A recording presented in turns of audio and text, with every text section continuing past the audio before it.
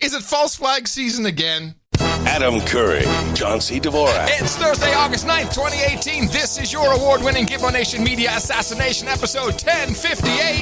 This is No Agenda.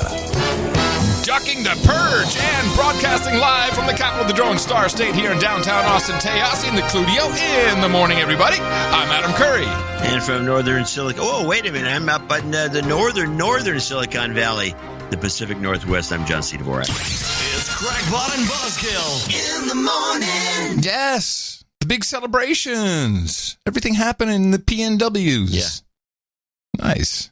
Well, happy anniversary, John. It's crowded. What, crowded in the house? No, it's, well, that too, but no, it's everybody's who used to go to San Francisco on vacation, they've all come up to Seattle. Oh, do they have better homeless people to look at there, or? Well, they're not so much, they haven't started the pooping thing, I guess. I'm not sure. the pooping thing. Hey, man, congratulations to you and Mimi. Yeah, well, you're welcome. Yeah, 30 years. And they never had a fight. It's amazing. Never. It's weird. It's just like that spam thing. Never had a fight. Yeah. Hey, I don't get spam. Yeah. So what did you do? Did you guys go out to dinner? Did you make dinner? What? I made a big dinner for pretty much everybody. JC and Jesse and the baby and everybody's up there. Kids. Oh my goodness. Yeah. And now, did the kids give you guys a gift for your anniversary, or no? Probably not. What am I thinking? Of course not. No. Why would I even think that? Well, I think it's something to be holding, John. 30 years. I'm glad you feel that way. In today's society. Yeah. I think so. Very good. Very good. Oh, actually, if we were on a TV show, I'd get a round of applause from the audience. Yes. They always put, I've been married for 15 years. We get a big round of applause. Yes, indeed. Kind of like how everybody was cheering and clapping on the Colbert Show for the Alex Jones purge. Did you see that? No. Oh my goodness, it's long, and because he has a skit in there, which we can stop whenever we want, because the skit fell flat. He was doing his Seedman skit, but here's the open. A lot of his skits are falling flat. Yeah, although his Jones' voice, I think, is pretty good. Not very good, but it's pretty good. And the cadence. Yes, he's done it before, and I think we noted that it was good before. It's good, but the audience didn't think it was as funny, or did they cheer as much as about the actual news itself? Folks, there was some bad news recently for extreme right-wing conspiracy theorist and bath salt spokesmodel Alex Jones, because it looks like his website InfoWars just lost their war on info. Woo! Yesterday, Woo! Yep. Yesterday, Apple, Google, Facebook, and Spotify all erased most of the posts and videos on their services from Alex Jones. Oh, yeah. So, Hell yeah! They're gone. They're out of there. So now, if you want to see one of Jones's signature rants, you'll have to be in the next booth at Ruby Tuesdays when he sees a mother breastfeeding. Fun side note, Pinterest also took down their InfoWars page, which is bad news if you were planning an autumn wedding with the theme Gay Frog Chemtrails. So, okay, that was funny. Why did this happen now? Alex Jones has been spreading vile conspiracy theories that hurt real people for years. Well, Jones earned this latest scrutiny when he addressed Russia investigation special counsel Robert Mueller on his show, imitated firing gun, and said, "You're going to get it or I'm going to die trying." So that apparently is the hate speech part that he got banned for. Because I can't find any other example, certainly not in news reports, of the actual hate speech that he propagated. But I guess that's it. Which, it's not very nice, that's for sure. Okay, that is awful. It's actually pretty close to my message to Mueller. You're going to get him or I'm going to die crying. Without the exposure he normally gets from social media, Jones is making an appeal directly to his viewers. These are evil, wicked sociopaths that know you have a soul, so they try to punch your buttons all day. But don't forget the financial support. Feed your gladiator. He's not the only one losing. I love the feed your gladiator is a great term. So now Colbert's going to go. I'll just play it like 30 seconds because it goes on for 4 minutes and it's not funny. These platforms. There's a similar struggle happening for my colleague, conspiracy radio broadcaster Tuck Buckford, the host of Brain Fight. Take a look. Which is why Hotel Transylvania 3 was a false flag by the Canadian Yakuza, the Yamusa, to bottle the laughter of children and use it as a disinfectant to sell to deep state Illuminati with yeast infections. Okay, that was it. All right. Listen up, Brain Fight Nation, the Brain Fighters, the Brain Nation, the Skull Meat. Yeah, so that goes on and on and on. But people are very happy. The scourge has been trounced. Well, he's milking. Yeah, the way I see it, he's milking it. Well, let's just go back before we get to him. I'll bet you that he is making more money now than before. Oh, no doubt. No doubt. But let's just look at what happened, because what's interesting to me is two things. Apple, of all companies, took InfoWars, I think almost every show off of their podcast platform in iTunes and on the podcast app. Pretty much, and after that, they all just kind of went like dominoes with Facebook, with YouTube, with Discus. Oh, was it Apple that started it? Yeah, Apple. Yeah, at 3 a.m., apparently, there was a meeting with Eddie Q and Tom Collins, Tim Cook. And that's when it was decided. Actually, it was before 3 a.m. Pacific. It was like, I think it was probably midnight or 1 a.m. According to reports, I don't know anything for sure. They decided, okay, we're taking them off, and then everybody went along with it. All Pinterest, Mailchimp, Discus, everyone except Twitter. So there's two things that are curious to me. One, why did Twitter not participate? And we can explore that in a moment. But Apple. See, Apple, I have no problem understanding why companies that have advertisers want him off their platform. Makes total sense. I mean, it's not ad-friendly, brand-friendly, I think is what it's called. Brand-friendly. So, it's understandable. But Apple doesn't make any money from advertising. I mean, they have their ads in their app store. They have some ads, but not with podcasting, unless they're thinking of doing that, possibly. That could be one reason that they decided. But why? What, they could have, because now you can't get him on the app.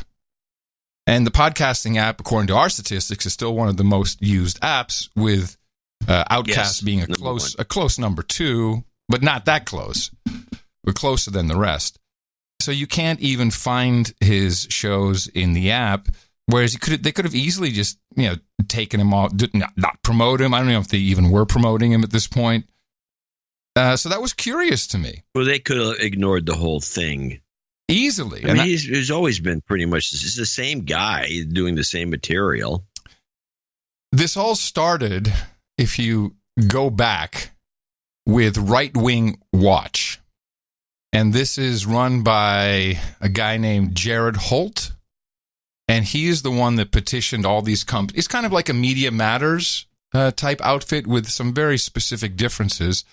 Media Matters, who go after advertisers, they were initially funded by the Clintons.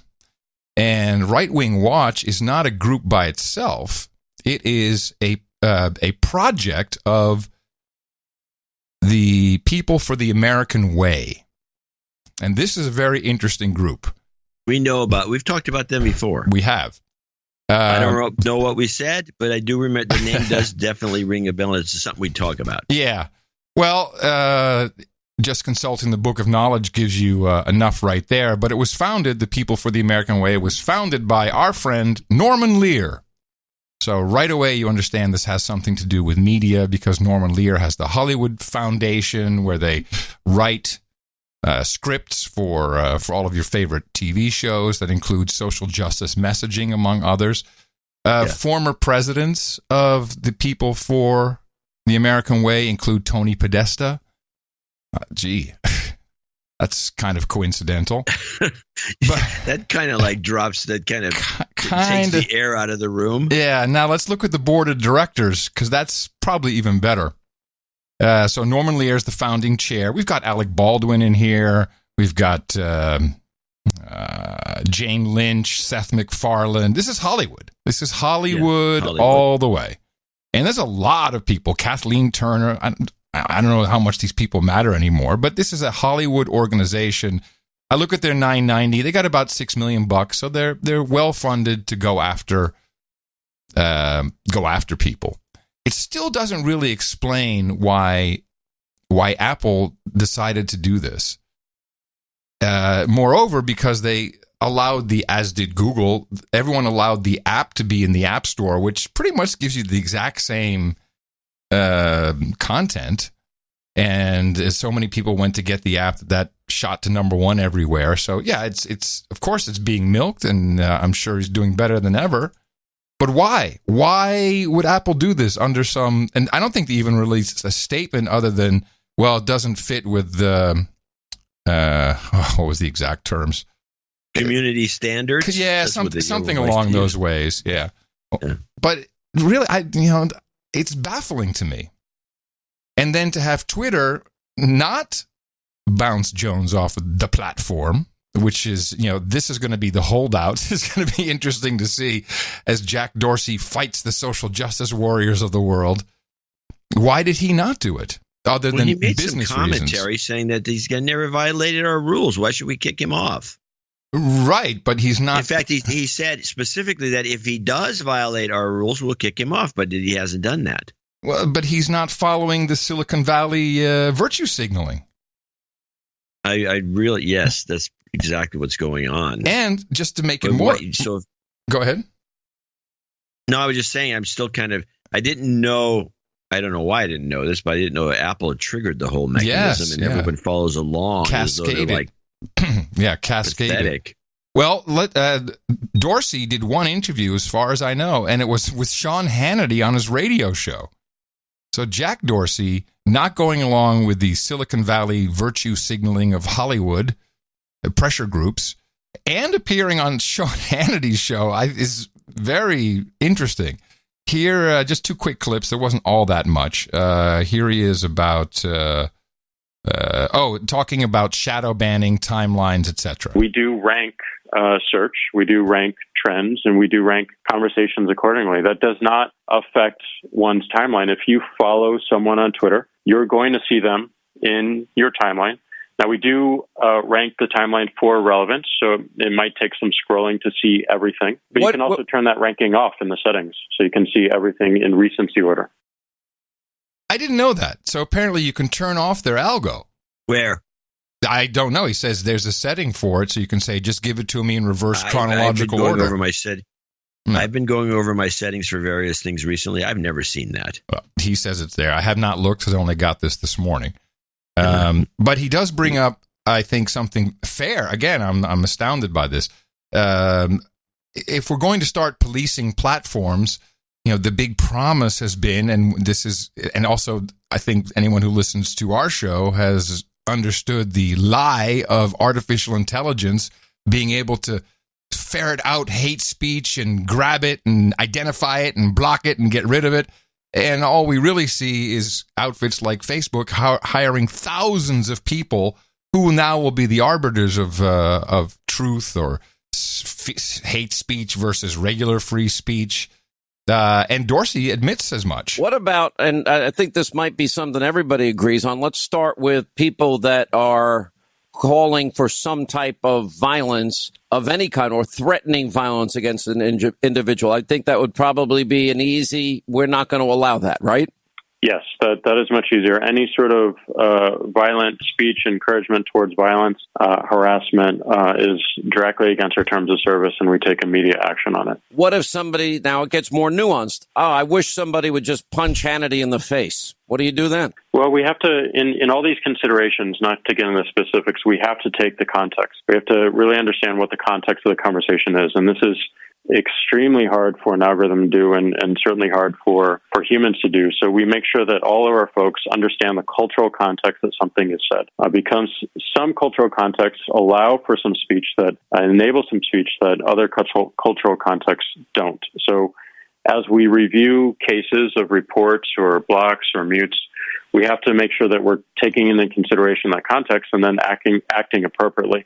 And doing so with warnings, with notices, with a temporary lock of the account until that tweet is reviewed or deleted, and ideally giving them the exact reasons why it violates our. And you have enough people that would be able to monitor and handle that you won't miss threats? We'll certainly miss things. Oh, yeah. There's no way. If you look at what Twitter has 300-400 million people, but if you look at Facebag with its reported 2 billion people, sure. Even if it's a billion, screw it, 500,000. Do you know how many posts that is per day that AI has to go and look at to see if it's hate speech within millions. Context? 100 million, at least. There's no way they will go out of business if they go down this path. It's not sustainable. However, in elitist circles, such as the Anti-Defamation League and USC, the Center for Technology and Society, they're way ahead of the game. ADL and the University of California at Berkeley's D-Lab have been working to develop a new approach to tackle online hate using the latest methods. The goal of the Online Hate Index is to help tech platforms better understand the growing amount of hate on social media and to use that information to address the problem. By combining artificial intelligence and machine learning with social science, the Online Hate Index will ultimately uncover and identify trends and patterns in hate speech across different platforms. We've just completed our first phase of research, and we found that the machine learning model identified hate speech accurately between 78 and 85% of the time. In the next phase of our project, we will look at specific targeted populations in a more detailed manner. We'll examine content on multiple social media sites, and we'll identify strategies to deploy the model more broadly. While there's still a long way to go with artificial intelligence and machine learning-based solutions, we believe the Online Hate Index will help tech companies better understand the extent of hateful content on their platforms by creating community-based definitions. Bullshit! Yeah, good luck with that. What is the point of the music?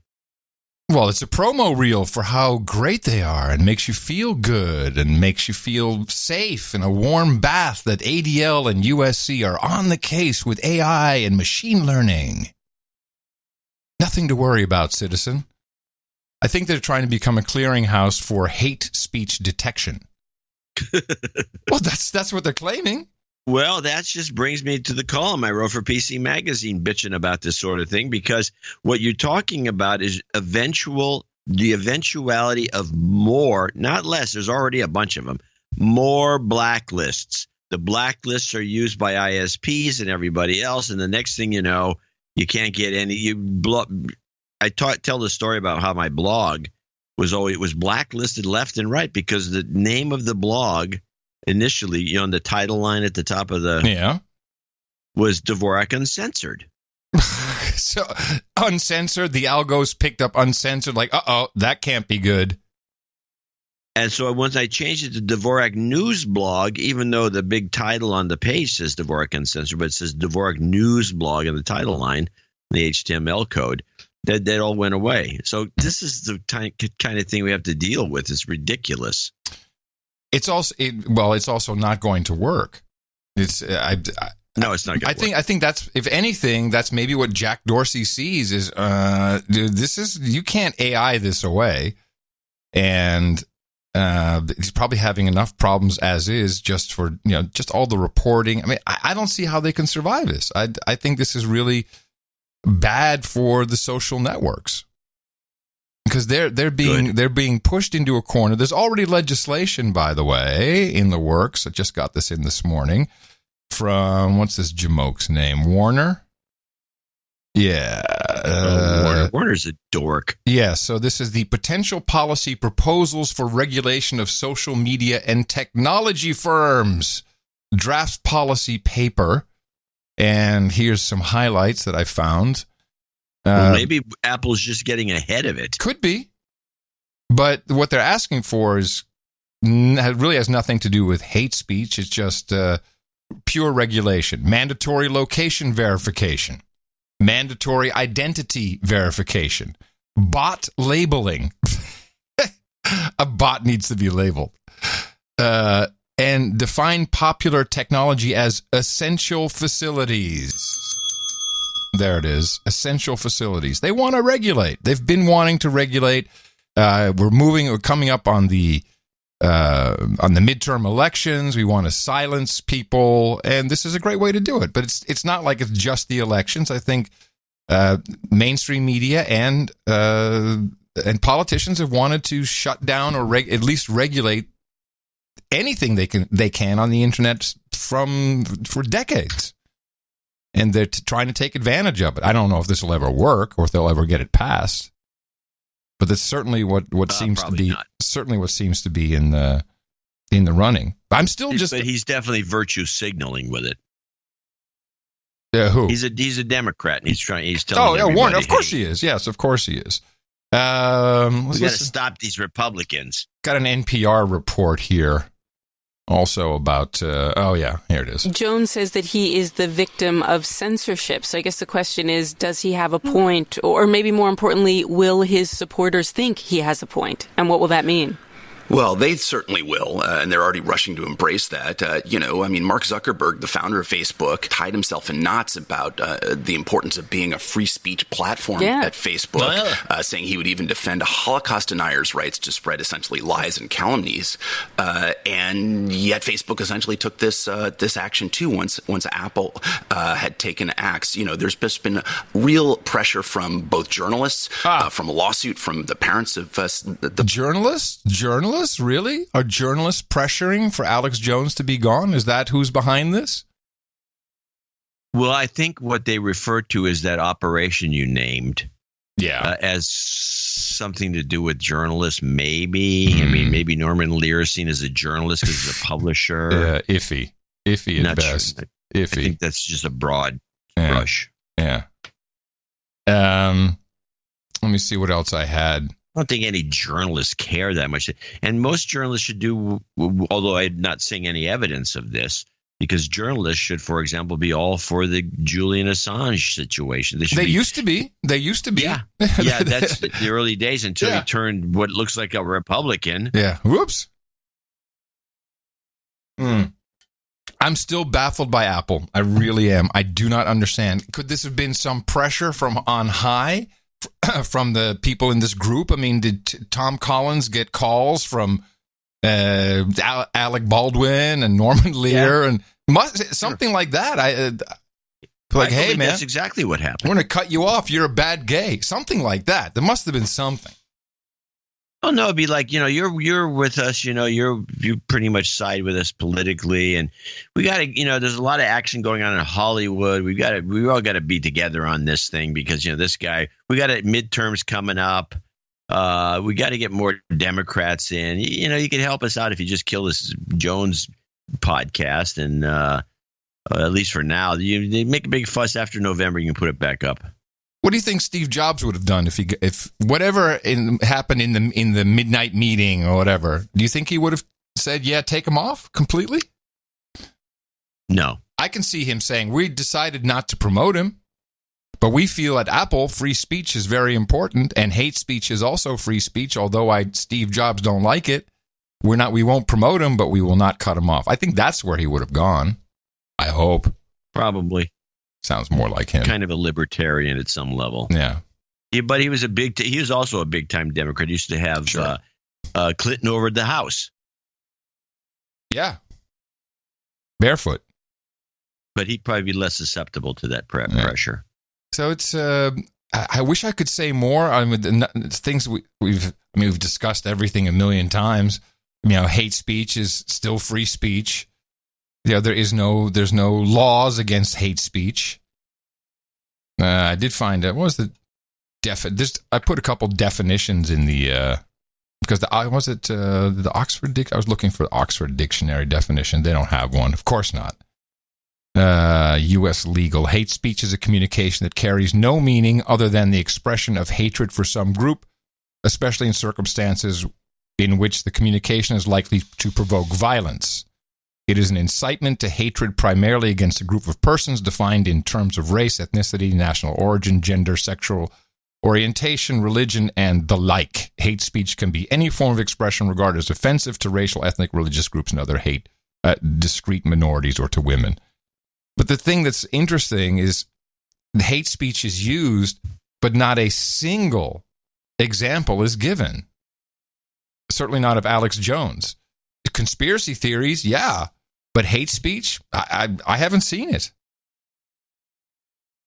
Well, that's a good point. That's, again, the point I made the last show, which is that if you're going to cite a specific reason, you have to cite examples. Yeah, none of that. All of Sandy Hook, horrible. Yeah, you can deem him horrible, whatever you want. Now, of course, the issue is they come for Jones, and then eventually they'll come for other people, that whoever they don't like. And I think I think that now that you brought up the basics, which is the Apple started and these other guys fell in line rather quickly within 12 hours. I think the whole thing was, I think the skids were greased.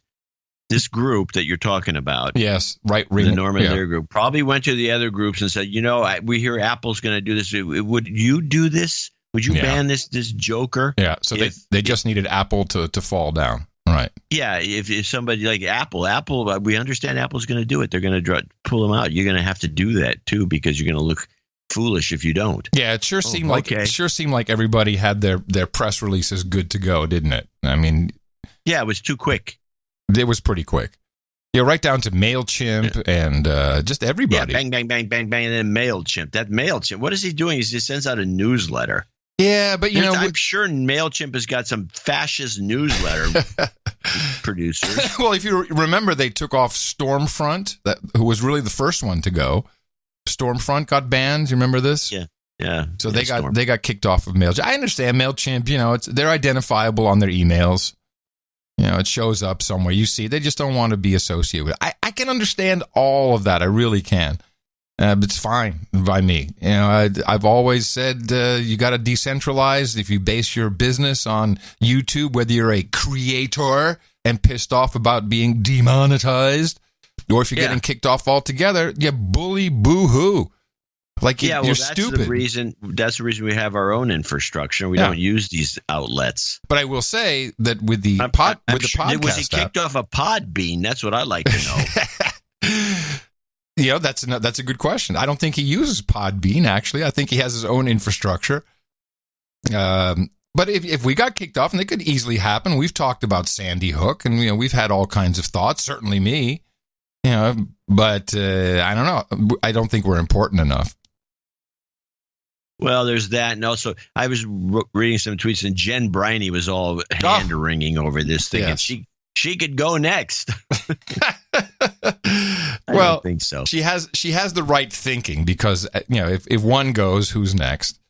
What I'm a little more wary of is is it just going to be the social networks? I mean, I already see of course was it BuzzFeed? They're like, they tried to investigate his boner pills and all of his vitality stuff, and I guess to see if there was anything dangerous in them. And what they did come up with is, well, it's pretty much off the shelf vitamins that you're paying twice the price for. Okay. So they kind of tried that angle. Is he selling something dangerous? But payment processors will be next. And we saw this with WikiLeaks. And, we know who's behind PayPal. We know who runs the show there. And it's been done before. So why wouldn't they go after that? Banks won't give webcam girls bank accounts. I mean, a lot of this has been taking place quietly, and now this is just a much bigger target. But I see this going quite far. It could, although I don't think it will. Because? Well, there's no because I don't think this is much more than a short-term kind of a trick to get people to vote Democrat this November. Once this primary is over, all this stuff just goes away. Yeah. This is a good one. You don't start killing your customers. I mean, come on. I think it's gone too far. I mean, certainly with FaceBag, they've painted themselves into a corner. Yeah, but they've painted themselves into an absolute complete corner. By touting all this AI crap, and now they have to show it, and that means they have to hire people. This is problematic. It's tens of thousands of people you'll need to do this in all these countries. And I mean, of course, they already have some practice. We know that Apple and Facebook and Google are all sucking off China, will do whatever they want and change their indexes and block searches, so they have good practice in it. So it's just flipping a couple switches. They know how to do it. But I don't know. I'm glad we have noagendasocial.com. we that thing's kicking butt. Me and Alex Jones. Well,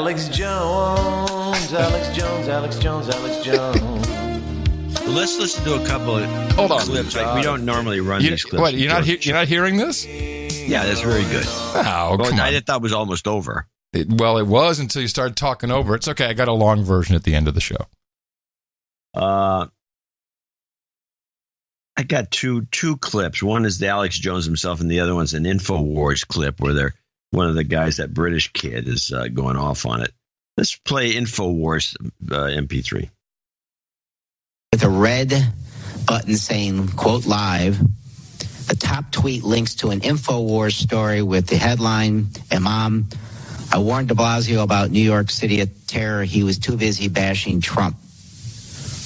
But you saw this. USA Today. At lunch, I did, yeah, and I also saw the system correct it. As WikiLeaks tweeted, this is a global antitrust problem. This is cultural imperialism. So no, it's not just a private company. This is a handful of far-left hysterics in San Francisco framing legitimate criticism of mass immigration and Islam as hate speech. This is language policing. This is political censorship. They know InfoWars played a key role in electing Trump. This is punishment for that. And this all happened 3 months before the midterms. This is election meddling. This is elected. They all banned InfoWars within the same 12-hour period. That's big tech collusion. Yeah, Paul Joseph Watson.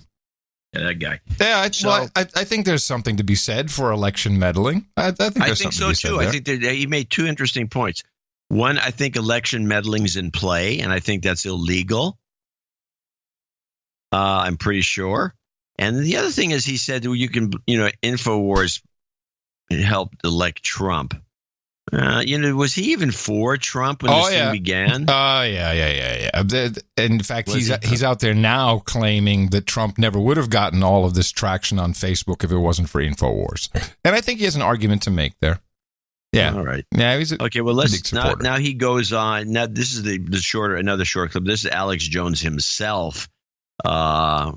Complaining about and then teasing. He's also teasing all the way. These guys very talented at what he does. Rand Paul can be beaten for the Senate race. Look at what his neighbor did. It's everywhere. If I try to list it all, it'd take an hour. They're trying to bully us into submission. So now more than ever, with them all over the news saying deplatform us and lying about what we stand for and filing all these frivolous fake lawsuits that we're getting thrown out, this is the critical battle. Getting Trump in was just the beachhead. Now the real fight for liberty begins. We're entering the season of false flags. Is it false flag season again? I always miss it. He goes on and on and on about the false flag season coming up. Yeah, I always miss it. Yeah. I had everything all good to go. I forgot the season had started. If this had happened to us, we'd be doing exactly the same. We'd be feed your gladiators. Yeah. It's not going to happen to us. All we do is we're just two guys doing news deconstruction. Oh, there's a lot of social justice warrior hate out there about us, though. Well, on what, the Reddit thing? But people on Twitter and this. There's a core group. I don't see it so much. There's a core group. But that's about 10 guys. They can't do anything. All they do is try and tell people that they're stupid for donating to the show. Well, that doesn't go over very well. Like, okay, fine, whatever. If people want to donate, they will. If they don't, they don't. But their arguments are not very convincing, which is the same. We're Trump butt kissers. That's the whole argument. Well, the whole argument falls flat because you're a guy who kind of semi-reluctantly by accident kind of was one of the celebrities mentioned as a Trump supporter, even though you weren't fully. No, I said he could win. I said he could win, and I said it would be great for the show if he did. Yeah, and it was. Yeah. Kind of. But you never even got invited. Nobody's acknowledged this. And you even had an in on the Michael Flynn side of things. Yeah. My invitation to the inauguration kind of evaporated. After Michael Flynn got in trouble, I never heard from anybody again. No. Well, so what are you going to do? No. So to me, the most interesting thing of this whole spectacle remains why Apple. And the closest I can get is the people for the American way and the influence they have. And for whatever reason, close to billionaire Tim Cook buckled. And I think it goes against Apple's. I mean, how can you have these, here's for the thinkers, here's for the crazy ones, here, how can you have that ad if you're kicking people off your platforms? You can't. Exactly. It's going to hurt the company. Yeah, I don't know how badly, but I don't think this is. That's just a cumulative thing. Yeah. Eventually they're going to start misstepping over time, and it builds up. And next thing you know, they're starting to fade. And then the good news is that Facebook and Twitter and all these social networks and all these platforms, they're not the internet. The internet is always there. You get the internet. You use the internet to get our show, but you're getting it from our servers, run by our crack team, of course. Void Zeros for Bemrose, and a cast of thousands. Our web pages. Yeah, I guess we could get kicked off of AWS, but we can. We own the domain names. We put it on a server real quick. It's just for convenience, really, for the show notes and everything else. As long as you have a connection, you can still get to us. I don't think any of the Sosh Nets help us tremendously. It's great for announcing a new show is up, but yeah, that's it. It would definitely dent us, but I mean, this is up to the people themselves. You like being on these social networks, you get what you sign up for, and if you don't like it, go away. I'm not as emotional about it, but what people are emotional about is that this is silencing. They feel important voices, potentially more than just one, with an election coming up, and I see that, and I can understand where the meddling complaint comes from. Well, I think the FEC should be in. Yeah, good luck with that. Somebody should bitch to them, the Federal Election Commission. No one's going to stand up for this. No one. No. Well, since you brought up AI, woo! There's a report that came out on CBS. CBS has this tech reporter. I don't even know. He just rambles. It's a very funny guy. He was on. He's at Black Hat. That's his Twitter handle, at Black Hat? No, that's where he is. Oh, okay. He's at Black Hat. All right. I think it's going on right now. Or DEF CON. Yeah. So I want to play a couple of clips that are they're a little long, but they're the kind of thing I think is being fed to the public is they're on AI. This is AI. I wrote it, I titled it Clip of the Day, although I'm not expecting to get that. But to me, it's kind of, and this is the part one. So artificial intelligence is being used in a number of very creative ways. One research group showed us a technique of hiding malware inside typical applications. When I say an application, I may mean Microsoft Outlook, maybe it's your productivity application, maybe it's a video voice calling application, and it hides in there using AI to fend off typical virus schemes. Wait a minute. There's AI in Microsoft Outlook? Well, you better tell me where the feeding hole is, because no, he's what he's saying, and by the way, this is nothing new. He's saying that there's malware that's inserted, which is I misunderstood. Okay, it's contaminated. I don't know how you get it in there, but somehow you get a contaminated word. Macro. It's been going on for decades. A macro, and so you contaminate some known product. And this one, but this new version of this contamination, it has got AI. Oh, I see. Somehow. Oh, magic. Now true AI requires massive amounts of code. Yes. So you're not going to sneak some Trojan or some sort of malware into like anything without it bloating. If it's got AI or supposed AI, which I don't even think works anyway. But okay, let's just listen to what he's got to say here. Voice calling application, and it hides in there using AI to fend off typical virus scanners, but it's activated using facial recognition technology. So you might sit in front of a computer and nothing happens, but when the target, sits in front of a computer, I suddenly have a wiped computer. Oh. Now, if you think about all of the grassroots or local political organizations that are out making sure that their candidates are heard and that their voices are heard, those organizations don't have a lot of time or money. And being able to target individuals by your face and wipe out computers could demolish a local campaign. The algo. Oh, yeah. The algo. Yeah, they can. Yes, it happened to me the other day. My computer went, oh, it's Adam. Let's wipe his computer. Sure. I know. This is so far-fetched, it's ludicrous. But he goes on. Now he's jumped already from AI to smart viruses to somehow facial recognition systems that keep a photo or a group of photos or at least the specs for your face. So when it sees your face, it's now I can wipe the computer.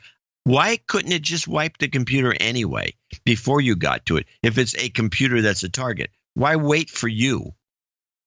There's a question that comes to mind is because it makes for a better story on CBS. What are you waiting for to wipe the computer? What if you never show up? Yeah, it makes for a better cock and bull story. Wow, that is really frightening to hear that. Well, also at risk of hacking are critical infrastructures, such as water dams. What did you learn about that? So IBM security researchers have uncovered a number of exploits. We want to be very careful about not revealing things that are incredibly important to make sure that the vendors of these products are able to patch them first. But the basics are that the software that controls the overflow and the amount of water in a dam or the release of water from a dam, that software could have critical flaws in it and allow attackers to take over the critical infrastructure, the water dam. Now, you may think, what does this have to do with election hacking? If a major disaster like this happens on election day, first responders are immediately deployed. This is a massive distraction that risks life and could also prevent voters from getting to the election booth or getting to the polling booth. Now, this won't affect 300 million people voting, but if you want to target one specific district or one specific type of voters, this is a great way to do that. You instantly prevent certain people from being able to vote. Well, everything in the world today is interconnected, making it virtually impossible to predict what or where the next hack will be. Is the biggest concern here really the fear of the unknown? Yeah, that's exactly right. So the jargon that is often used is the Internet of Things. But what this really means is your Alexa, your smart fridge, and every piece of, if you think about infrastructure on the back end, valves in water pump stations or electrical stations, all of these are now connected. All of these are able to be chained together. So when I say chained together, I mean what happens in a Facebook type of system or a social media system could impact what happens in Alexa. And if you send what's called a DDoS, that's a distributed denial of service attack. Yeah, this guy should read Industrial Society and Its Future. And then he could report even better on this. He's just thought this guy's out of control. He's unhinged. he's talking kind of shit. Yeah. And the valves, man, the valves are all line. Yeah, if you want to get a district, just blow up the dam. Okay, this is like French resistance. Will get in. French resistance. So, This is insane. Yeah, no kidding. Speaking of Internet of Things, we discovered on before the last show, or was it the last show 2 shows ago, that I was having a problem in my own network, which was messing up Skype. Packets were were dropping, and we couldn't really figure it out. And the solution was to turn off IPv6 in my router. And IPv6, a big push behind it, besides running out of IPv4 addresses. And a lot of people don't know what we're talking about, but we basically ran out of addresses for computers just because of the nature of the size of the block that we had to distribute. And so they came up with IPv6, which has I guess billions of possible IP addresses, and you no longer have to use network address translation. It can punch right through, so you don't have to have fake the IP addresses behind your router at home. And this is mainly meant for the Internet of Things. And as we found out from the AT&T forum, people turning this off to fix their connection, the AT&T engineers got all huffy, like, it's important, turn it back on. And I did a little research. It seems there's a huge problem with 2 ISPs, AT&T and Comcast, the bridging from IPv4 to IPv6. And it's messing up, and everyone is blaming their networks. I don't know enough about it, but it seems like the transition from IPv4 to IPv6 is not going very smoothly at all. Witness our own experience with it. So I'm curious to see how this is going to work with the Internet of Things. AT&T is no small player. And, so people have IPv6 on, and then they can't get to half the websites because the AT&T network is not doing the bridging properly from IPv6 to IPv4. And if they can't do it, who can? Well, Windows has, since 2013, I think, has a Teredo, and it's also an IPv6, IPv4 bridging solution, which also appears to be a problem, according to people I've spoken with. So this Internet of Things may be a great idea, but it's not really rolling out smoothly. That I don't know why. The valves at the dam. People are talking about the MOTU blocks being too big. I really don't know exactly. The networking is religion at some point. But anyway, like magic. Seems like AT&T and Comcast are having the biggest problems with it. And so how in the world can we expect the algos to blow up the dam? When the algorithm starts to sway, opinions on the news today. There's a guy coding in LA to keep us afraid, and Facebook made. Well, we might as well stick with technology-related news.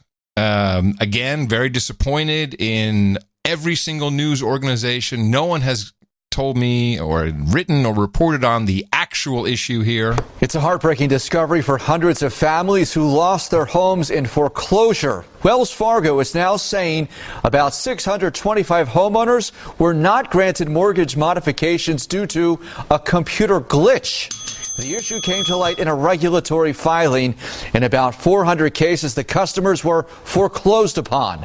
The computer error was fixed in October 2015, but had been going on since April of 2010.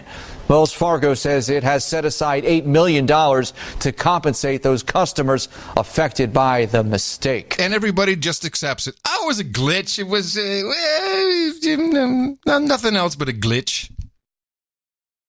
And nobody asked what the glitch was. Was it truly a bug in software? Was it a rule that was entered incorrectly? There's so many questions that can be answered just if someone did any work, but we've given up. Journos have given up on what was the glitch? I have no idea. Well, in my opinion, there never was a glitch.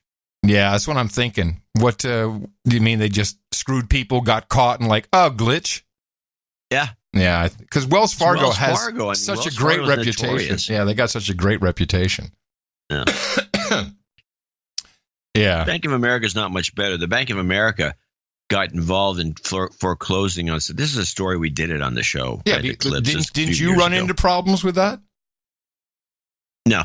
Oh, I thought that was something it could else. happen. Yeah. Oh no, we did have a problem. Your mortgage was sold. Up here, they had a problem, but we were working with the state attorneys general to try to entrap Bank of America. There was Bank of America. Yeah, that was Bank of America, and we're trying to entrap them with, it was a scheme, and the bank pulled out of the state before anything could happen. Oh, really? Damn, they just closed up shop in the entire state of Washington to get out from whatever was going on? Well, they were apparently pulling a lot of stunts. But the story that was the most interesting to me, again, Bank of America, was, I think it was in Modesto, some guy who was foreclosed by the Bank of America, and he had to go to court and get lawyers and everything because he didn't even have a loan with the Bank of America. He had no connection to the Bank of America. That's great. Yeah. Well, one more quickie then. As long as we're bitching and moaning about Silicon Valley and technology. I've had a problem with this HTTPS encrypt everywhere from day one, not because I don't believe in having secure connections between the server and web browser, more because the way web browsers are treating HTTP unsecured connections by making it look like you're dangerous, this could be horrible, your computer could get infected, people could steal the information being transferred from our valuable show notes to your browser, and it's a lot of extra work. I maintain all our servers except for the MP3 and the IRC, and I think that's it. I maintain everything else. Some servers I've now been phasing out because I know eventually I'm going to have to buckle. I mean, already Curry.com, which does not have a secure encrypted transport, which it should have, but it's work. I got to go figure out how to do it, and I'm not a dude named Ben. I'm half-ass, so it's going to take a lot of time, a lot of energy, a lot of effort. And for things that really don't need to be secure. There's just no reason whatsoever for our type of content. But there's something else that I only read about yesterday. There are still, half the world, maybe more, is on slow bandwidth connections. I mean, I'm looking at Africa. I'm looking at lots of, even India, Pakistan. There's tons of, but Africa, I think, would be the main. They just have no good broadband, and they're sharing it with a lot of people. And the way this satellite, lots of people using satellite in Africa, the way they were solving some of the bandwidth problem is an old problem that we learned to set up. I used to do it myself, is have a local caching server. So that when you have, 50 kids at a school in Africa and they need to get to the internet, they're not downloading, and they have a 50 megabyte cap or whatever, or some crazy low amount of data, that they're not sucking down images and all these things, and they can get it from a local cache, which is, we used that in the early days of the internet because it was very, very efficient, made everything faster, and kept your bandwidth bills down, and you could actually use your connection. You can't do that with HTTPS. You cannot cache. By definition, the HTTPS connection cuts out any possibility of there being a man in the middle, and a cache would be a man in the middle. So there are now lots of people writing about this, specifically in Africa, that they're losing their shirts in money. They can't even get enough bandwidth, even if they had the money for it, because these satellite transmissions won't allow for it. They can't cache anymore. A long story to tell you that HTTPS is racist. You could probably make the argument. I just made it. It's racist against black people in Africa.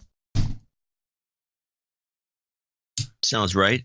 I'm all for it. Form an organization. Yeah, let me talk to my buddy Lear. Let me see if I can latch on to his outfit. Lear. All right. So I've got a couple of things here that are kind of interesting. I have that are political. We've got the Manafort trials going on, which is getting to be kind of funny, but they're not covering it as much as they were once they put the defense up. Yeah. What? Yeah. There's a couple of funny bits about here. What do we have? I got two clips. That one of them. From what I understand, I've kind of tuned out of that because it's just like it doesn't seem like anything's going on of any interest. But is that they definitely defrauded, did some funky tax things. I guess the Gates stole from Manafort. You know, it's like a bunch of a-hole lobbyists is pretty much what I'm hearing. Doesn't seem really related to anything else. Well, it's they're trying to twist it to somehow incorporate Trump. Well, yeah, of course. I heard. I literally heard news reports. Finally, we heard the president's name in the trial today. Yeah, that's actually hello. There's actually a news report that's saying that. But let's go with Gates versus Manafort. Get a little kind of some. This I only clip the stuff that's kind of amusing to me.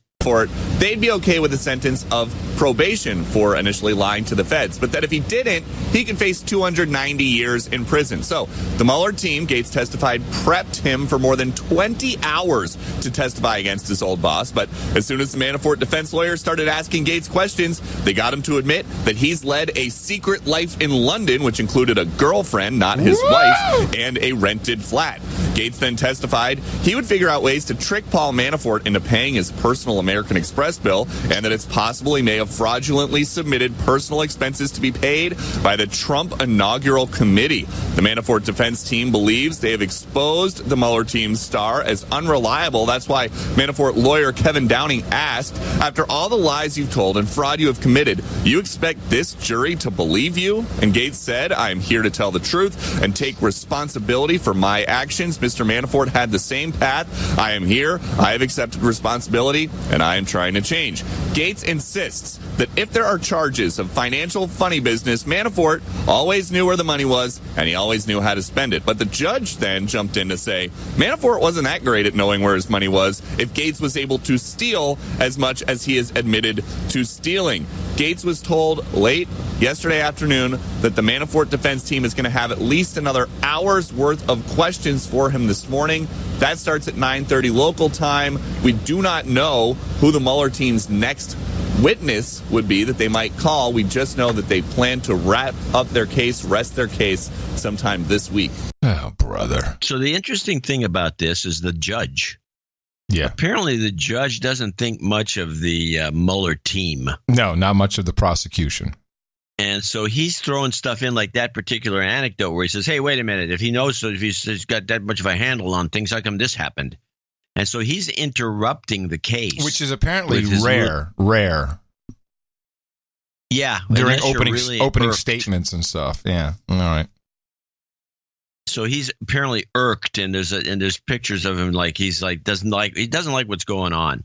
And I think he did say that he thinks this is a fake trial, just wasting his and everybody else's time to try to get to Trump. But meanwhile, they bring out stuff that I think is very funny. And this is the Manafort clip.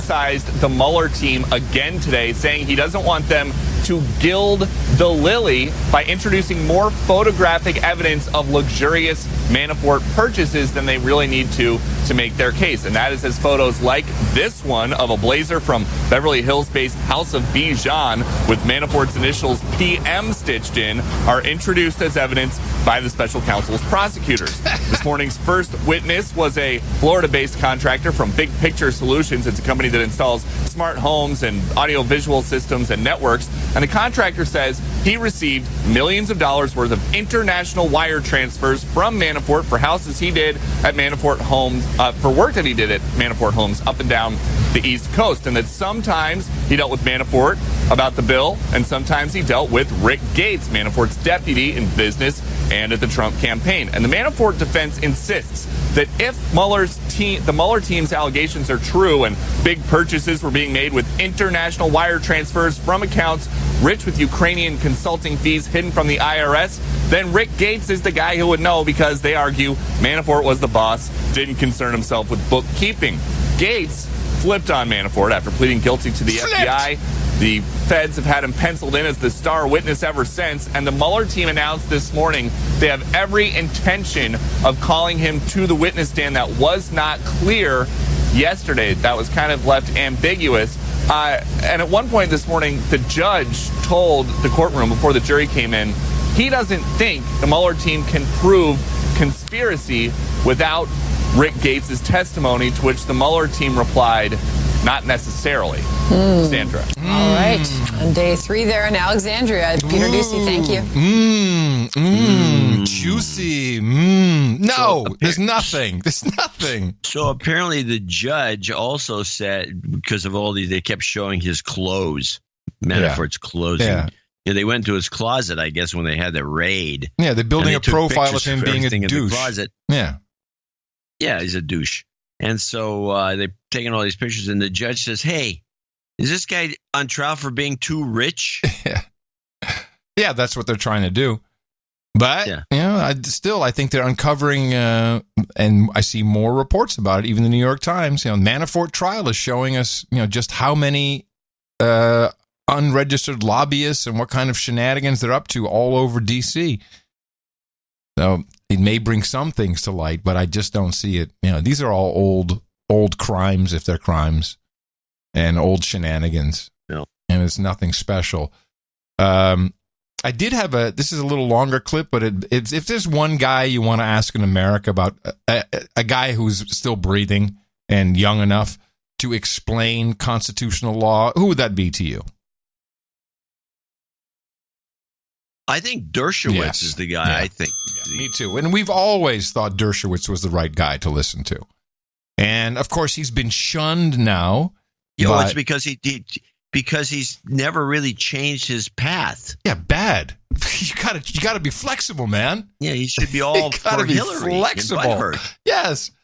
So, he is butthurt about Hillary because he campaigned for her and he supported her and he voted for her and he gave money to her. That's no longer important because he's not on the collusion train, and he was on the Cuomo Kid show on CNN, and it was him against another lawyer, also former FBI agent. I think maybe just an FBI lawyer, although she's kind of billed as a former FBI agent, Asha Rangappa, and this is about the meeting at Trump Tower, because I think this is one of the final things that people are hoping for will be the nail in the coffin of Trump and the campaign and the family, and throw them all on the brink. Is that they knew that some Russian emissaries were going to come to Trump Tower. They knew that they had damaging information on Hillary Clinton. They knew this. They may not have gotten it, but just the fact that they did that breaks the law, because you may not receive or solicit anything of value from a foreign entity when you're running for office. And this is quite clearly spelled out in the Constitution, but of course, with all things Constitution, you can look at it from two different angles. And I like this because the Cuomo Kid kind of stayed in the middle, and he just kind of bopped between the box on the left and the box on the right, and you'll hear the FBI lawyer first. You'll hear Dershowitz. They're going to go back and forth, and I think he explains it quite clearly. This tweet is a problem because it's acknowledging that the purpose of that meeting was to obtain information that would benefit the campaign from foreign nationals. Now, there are a few legal issues here. The first is whether what was being offered was a thing of value. This is something that you'll hear lawyers arguing about. And a big clue here is in the recent indictment that Robert Mueller just filed against the GRU officers. And in that indictment, the charges for hacking, which he brings against those 12 GRU officers, alleges that the stolen emails were worth over $5,000, which makes them a thing of value. I think you could argue that they are valuable in many other ways, but he's essentially laying the groundwork that this was a thing of value. The question here is, did they accept or receive it? I think that here you do have the other party, the Russian crown prosecutor friend or whoever these people were, reaching out. They weren't soliciting, but they did go to the meeting. And the question is, what happened afterwards? If it's illegal to solicit, and you find out that someone has dirt for you and you know what kind of person it is and you go there to get it, Why isn't that soliciting? And then what do you make of this in context? Well, first of all, it may very well be soliciting, and it may very well be a thing of value. The problem is it would be unconstitutional for a statute to prohibit a candidate from obtaining information from any source whatsoever. Just like the New York Times can't be prohibited from obtaining information, or Chris Cuomo can't be prohibited from obtaining information, even if the information you have is stolen, even if you know it was given to you by Manning or Snowden or Daniel Ellsberg. The Constitution requires an open marketplace of ideas. This is very interesting. Listen closely, because what you're about to hear is the belief that there is a distinction between journalists and the rest of the world. And you cannot construe a statute that was intended to prevent financial contributions largely to apply to information, to apply to facts, to apply to news. That would be unconstitutional. This is a false analogy, Chris. First of all, political campaigns are not news organizations. And here, the key word in what Professor Dershowitz just said is the open marketplace of ideas. When you have something happening surreptitiously, be under the table, secretly, that is not an open marketplace of ideas. Now, if the Trump campaign went on TV and said, hey, the Russian government just gave us all this stolen information, and told the voters that would be one thing. I still think it would be a crime, but at least they're being transparent. When they are concealing the source of that is exactly what our open society is meant to prevent. We want people to evaluate information in context. Professor, well, the statute itself clearly is intended to cover financial contributions. It's always been applied that way. It has why never didn't they say been that? Construed or interpreted. Why didn't they say what? Money. Well, they did. They said something about this is the old Muscat's defense. Value, right? But why didn't they say money? Construe a statute, but you have to construe even. Let me be even more specific. Even if they intended to cover this, they can't cover it because it would be unconstitutional. You cannot regulate ideas. The federal government simply doesn't have the power under the First Amendment to prohibit a candidate. Remember, a candidate is also expressing First Amendment views. He has exactly the same status as the New York Times and as you do. He has the right, or she has the right, to use any information from any source, and it doesn't matter whether it's a foreign or domestic source. And that's why to construe an ambiguous statute that way would violate the First Amendment. And the first rule of constitutional construction is if you have a statute that's capable of being construed in two different ways, you must always construe it constitutionally consistent with the First Amendment. I hear the legal arguments on either side. side. Such a construction. Yeah. I hear their arguments on either side. But, Asher, there's something else going on here. Lying, okay? I cut it off there. It's like, well, that won't work. Lying! Lying! Anything they can do. How can you have such stupid people like this lawyer at the FBI? And she's really gone off the deep end with her legal analysis. I like the way she said, instead of saying surreptitious, she says surreptitious. Yeah, we have an actual knight whose name is surreptitious. Yeah. But surreptitious is her word. Surreptitiously. Yeah. Yeah. So there you go. It's like, no, but I love how it's she tries to make a distinction. Well, the New York Times is different. It's a journalist. They have the right. This is the belief that is propagating very quickly, that there's a different right for journalists than for you and I or anybody. Everybody's a journalist in this country. And with that, if they want to be, I'd like to thank you for your courage. Before you say it, yeah, okay. Go ahead. I can wait. Can you explain? I'm just looking to stall. Never mind. One of my various. Yeah, with that, I'd like to thank you for your courage and your stalling and say, in the morning to you, John C., where the C stands for copulating for 30 years, Dvorak. In the morning, you Santa Cruz. In the morning, all ships and sea boots and graphene in the air, subs in the water, and all the dames and knights out there. In the morning to the troll room, noagendastream.com. Good to see you guys here. Full chat room, or troll room, to be correct. Thank you very much for showing up. And also a hearty in the morning to Mark G. Back on the scene. One of our pros.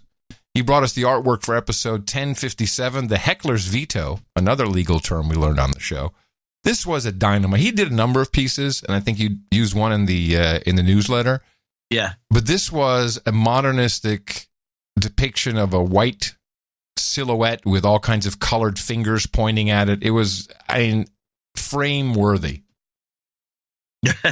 I'm not kidding. If you took off our logo and you put it in a museum, people go, "Oh, that's deep. That is it's very deep, man. I really like it." Yeah, it's deep. It was good. It's a great piece of work. It's whenever Mark G comes on the scene, he never disappoints. Thank you so much, and thank you to all the artists who are continuously contributing.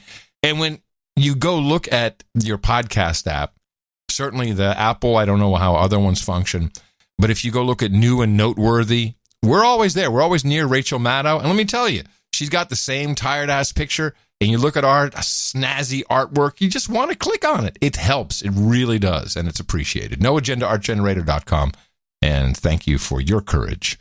Before you start, I just got an email from Sebastian Herrera, a reporter from the Austin American-Statesman. We're writing an article about Alex Jones. Even though he's been banned from Facebook, Spotify, etc., he still has a far reach online through his website and other sources. As someone who has a lot of experience with reaching people through different mediums, I was wondering if you'd be open to talking about the reach people have in this day and age without having to set up a big operation, as well as the trickiness of companies trying to regulate this stuff.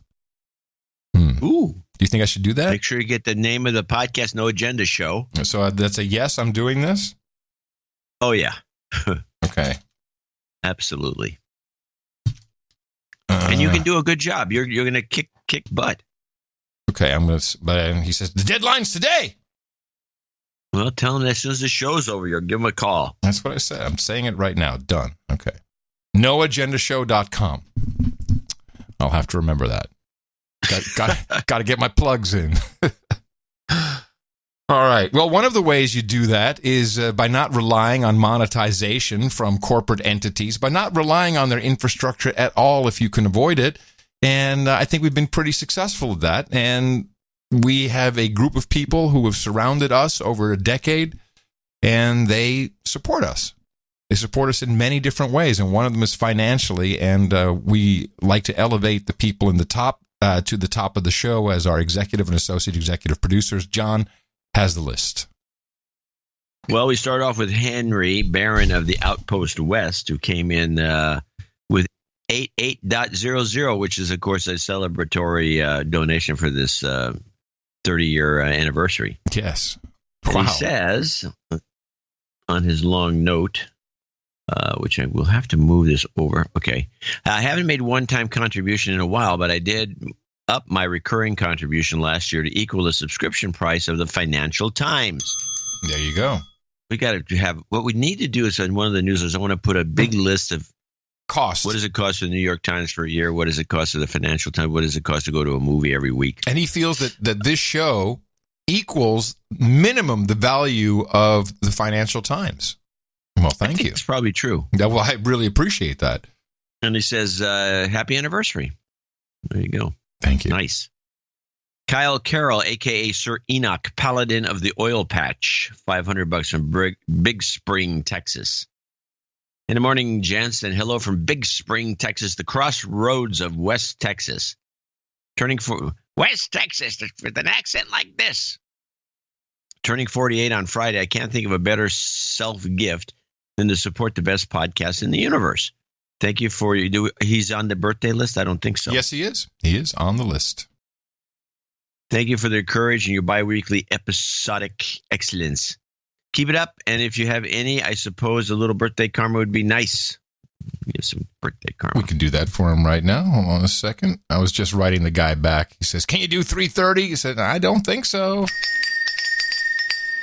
You've got karma.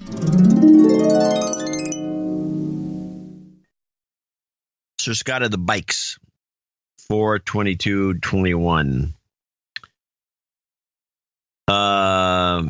Job karma works. I landed a gig that gets me out of the vortex of DC douchebaggery. Furthermore, the karma overflowed into finding the perfect rental property in Colorado. It's a coincidence that all this happened leading up to 8/8/18. I think not. With my Q glasses on, this is clearly an elaborate conspiracy orchestrated by Q himself, John C. Dvorak. to elicit further donations to this No Agenda Front organization. Well played, Deep State. This donation is a match for my original Jobs Karma request, plus an extra $88.88 for JCD's anniversary. Congrats, you devilish rogue. And he will get the autograph photo. And so he needs, what does he need? No, he didn't. Job Karma. Oh, Jobs Karma? Yeah, of course. Jobs, jobs, jobs, and jobs. Let's vote for jobs. Maybe he didn't have Jobs Karma. He's got more and he knows what to do with now. Hey, you're talking over everything, man. Can you not hear me? Can you not hear me? Yeah, I can hear you. I can hear the whole thing. Right.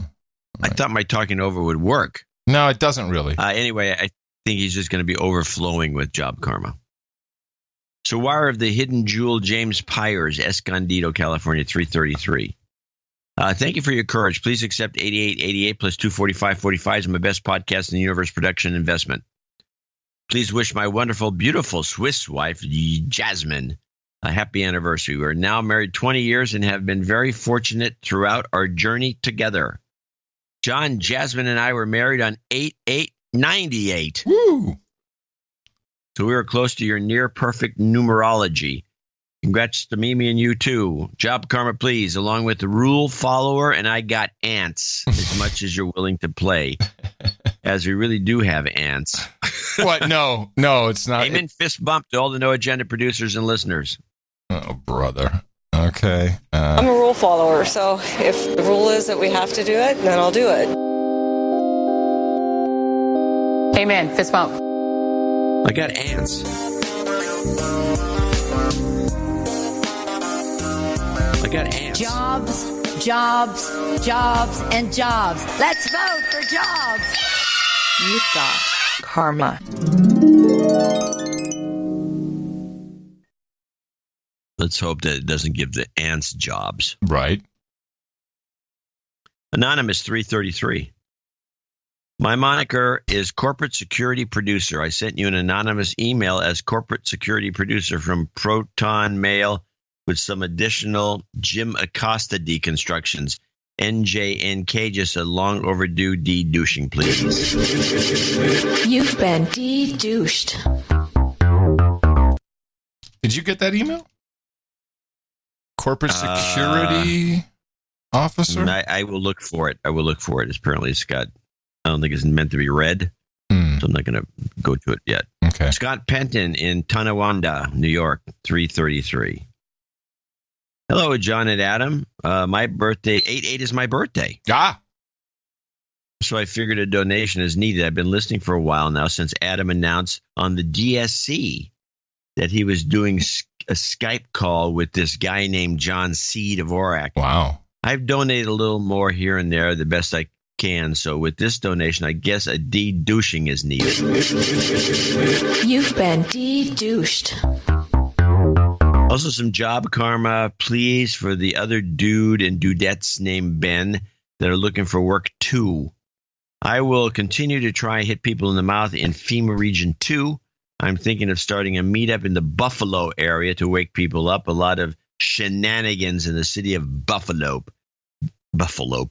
and West New York. Thanks for waking me up and being my main source of news since I no longer watch the news anymore, local or national. There you go. Jobs karma for the dudes and dudettes named Ben. Jobs, Jobs, jobs, jobs, jobs, jobs. and jobs. Let's vote for jobs. You've got karma. And then we have our Mark Jeremy Dytham. Oh, Sir Mark. Sir Mark, the Baron of Tokyo, or Duke. He says email to follow at about 7 a.m. Did you get an email? At 7 a.m. I start working on clips. I don't look at my email, really.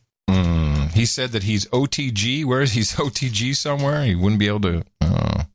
In Phoenix. Off the grid in Phoenix. Okay. I only have... 288. Yes, here, this is Sunday? Yeah, it would be today. Yeah. No, today's Thursday. Today's Thursday. Sir Mark, Duke of Japan, the Japan Sea, and all disputed islands here. Greetings from Marble Canyon, Arizona, where we are truly OTG, 45 miles from the nearest store and with only dial-up access on a shared computer at the lodge we are staying at. Refreshing! I'm on a 3-week family road trip across America, 10 days West Coast, 10 days in and around Chicago with Mila Max and the keeper, Miss Natasha. What a road trip so far. LA, San Diego, Phoenix, Sedona, Grand Canyon, Marble Canyon, then on to Antelope Canyon, Bryce, Zion Valley, Vegas, and back to LA with no agenda past and present blasting out along the way. Poor kids. So it seemed a great time to show our appreciation for keeping us sane and our view of the world so logical and real. Miss Natasha is always amazed by your insight and fairness, especially when it comes to discussing her compatriots. That would be Ruskies. As she has said from day one, there's been no collusion. No collusion, I tell you, Mark. Apart from the usual inconsequential nonsense that goes on all the time. What about the billions of negative ads the Democrats spent? Don't look over here. It's Natasha's birthday on the 8th of August, 8 of the 8th, hence the 288 donation. So please wish her a great day and give her some birthday karma.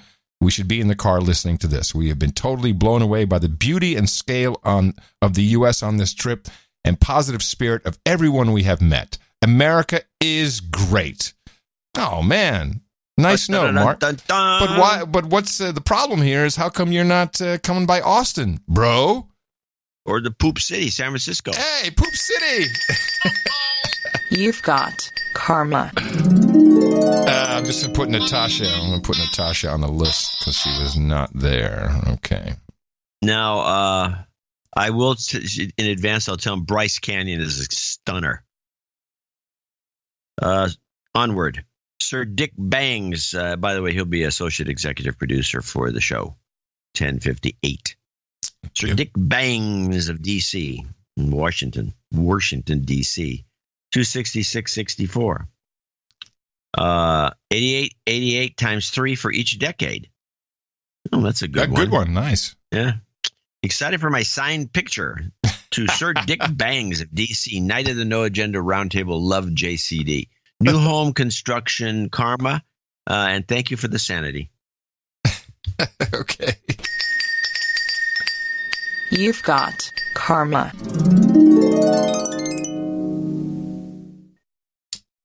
Anonymous, $233.33. During the heat of the 2016 election, I was hit in the mouth by someone at a random thread on 4chan, of all places. I've been hooked on your insightful media deconstruction ever since. Please give me a de-douching. You've been de-douched. Some goat karma at the end. In regards to this Q phenomenon, I'd like to remind everyone of this rule. The stories and information posted here are artistic works of fiction and falsehood. Only a fool would take anything posted here as fact. There's only one way for Q to prove himself in my book, and that's a picture of a set of boobs in the Oval Office with the timestamp written in Sharpie. Until then, it's just another LARP, like I've seen them plenty of times before. N.A. Anonymous from the Pacific Northwest. Yes, that would be a great Q proof, as they call it. A boob proof. Plenty of these. Oh, that's the next one is N.A. Anonymous. Oh, no, that is, yeah, okay, we got another Anonymous. Anyway, that he ends it there. Yep, that's all I seen. Well, thank you very much, Anonymous. And now we have N.A. Anonymous from the Pacific Northwest, $211.60. He makes up for lost time with this note. Here's my contribution to keep you going. No Agenda provides an important analysis of current events by undoing distortions done by the M5M and by highlighting the heinous propaganda tricks. It helps maintain your mental harmony by demonstrating over and over again that it's not you who's insane, but rather those people around you with suppressed or exterminated critical thinking that keep reciting to you mass media memes they just read on Facebook. Mm-hmm. Preach. You stay calm and relax while these people run around scared by the threat du jour, be it President Hitler, North Korean missiles hitting the U.S. West Coast. Hey, remember when I was in Holland like a year ago and everyone was freaking out about the North Korean missiles? Remember that? Yeah. Well, that's gone. Yeah, oh, yeah. Yeah, people forgot now. There were people really afraid. They had been so riled up by that in Europe. And in the Netherlands, it was nuts. I remember reporting on it. Oops. I guess that's not important anymore. he goes on after the North Korean is talking about Ebola or the rising sea level. This is good for your general health, too. However, not everything is rosy here. Your comfortable existence comes at a price. You will feel lonely, surrounded everywhere by disturbed and sometimes deranged individuals. This is a depressing picture to watch. You have to keep your mouth shut most of the time because you let any of your logical thoughts escape, you'll immediately lose many of your Facebook quote-unquote friends. If you haven't quit it already, that is. After that, you'll start losing your real-life friends and acquaintances. You may get in trouble at work if you trigger somebody there. If you like to stay social and have many friends, stop listening to No Agenda. Go overboard. The only show that tells you to stop listening. I like it. But if you stay, they'll make you a day like no day has been or will ever be again. Just kidding. If you stay, support Adam and John with a contribution you can afford. Freedom is not free. And then NJNK, just please add a drone again at the end of the show. A classic masterpiece. The drone again, naturally.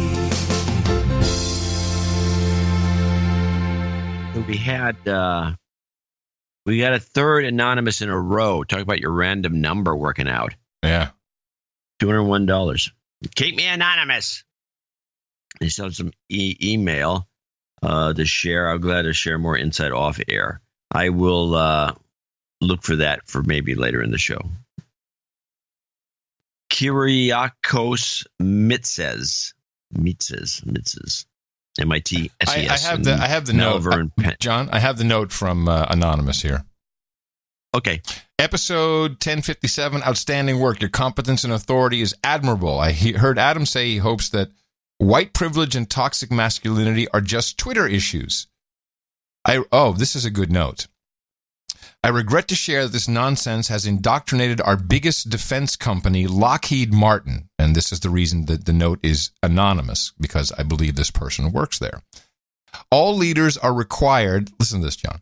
All leaders are required to take training that teaches about white privilege and toxic masculinity. It's been ongoing for about a year.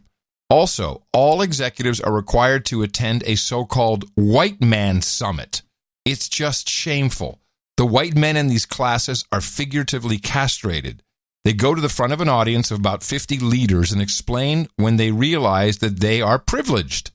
It's really a shocking display of impotence. The room is packed with folks with masters and PhDs making six-figure salaries, yet they fail to recognize neo-Marxism as it's happening. The minorities in the room openly say that senior leadership is too old and too white. No one challenges the overt racist and ageist prejudice. These meetings take place at corporate headquarters outside of Washington, D.C. Please focus on this. It's inside Fortune 50 corporate America at the highest levels. Wow. White man summit. How about that? I wonder if the fact that the CEO of Lockheed Martin's a female has anything to do with it. You'd wonder, huh? Well, it makes you wonder. Kyriakos Mitzes in Malvern, Pennsylvania. We got another email here. See email from his email address. Let me see if I can find that right here. This is our last donation, so Mitzes K. I don't have it. I don't have this one. Okay, well, let me search squirrel mail. Wow, that wasn't ready for you. I should have known. There it is. Yeah, squirrel mail. I'm using squirrel mail remotely. I can't even find the jingle. Everywhere. I can't even find the jingle. Oh, never mind. I gave you enough chances. Here we go. Longtime boner, first time donor. I was compelled to donate after the recent crackdown on the seed man. I now realize the power the Silicon Valley authoritarian douchebags have, and I will no longer be supporting them. Good luck. Yeah. I am canceling my YouTube premium subscription and plan to divert those funds to No Agenda Show. Oh, thank you. I also plan to go OTG and find Adam's OTG segments extremely helpful. Thank you. Do you have one for today? No. The value for value that your show provides is well over this small donation. Please keep up the good work. I must request a de-douching and donate and the donate to no agenda jingle. Thanks. Take care. Oh, you mean the what do you think he means? The Allah Akbar? Donate to no agenda. Oh, okay. And what was the other one he wanted? The de-douching. Oh, yeah. You've been de-douched. Donate to no agenda. They give us shows week after week. Donate to a no agenda. It's a show that's really unique. Donate to a no agenda. Listen to John and Adam speak. Donate to a no agenda. Science is turning into a clique. And that will be our associate executive producers and executive producers for show 1058. I want to thank each and every one of them for helping us get this show off the ground. Yes, thank you very much. And these are titles that you can keep and cherish. You can put them anywhere that they may be of benefit to you, on business cards, on your resume, and your LinkedIn profile. It does work. We have 11 producers now currently experiencing jobs who have requested Jobs Karma. We could track that on LinkedIn, funny enough. And again, thank you for supporting the No Agenda Show. We'll be thanking more people coming up in our second donation segment, $50 and above. And please remember, we have another show coming up for you on Sunday. Dvorak.org/NA. I think we've given you some deconstruction, things you can talk about and go out and propagate. Our formula is this. We go out, we hit people in the mouth.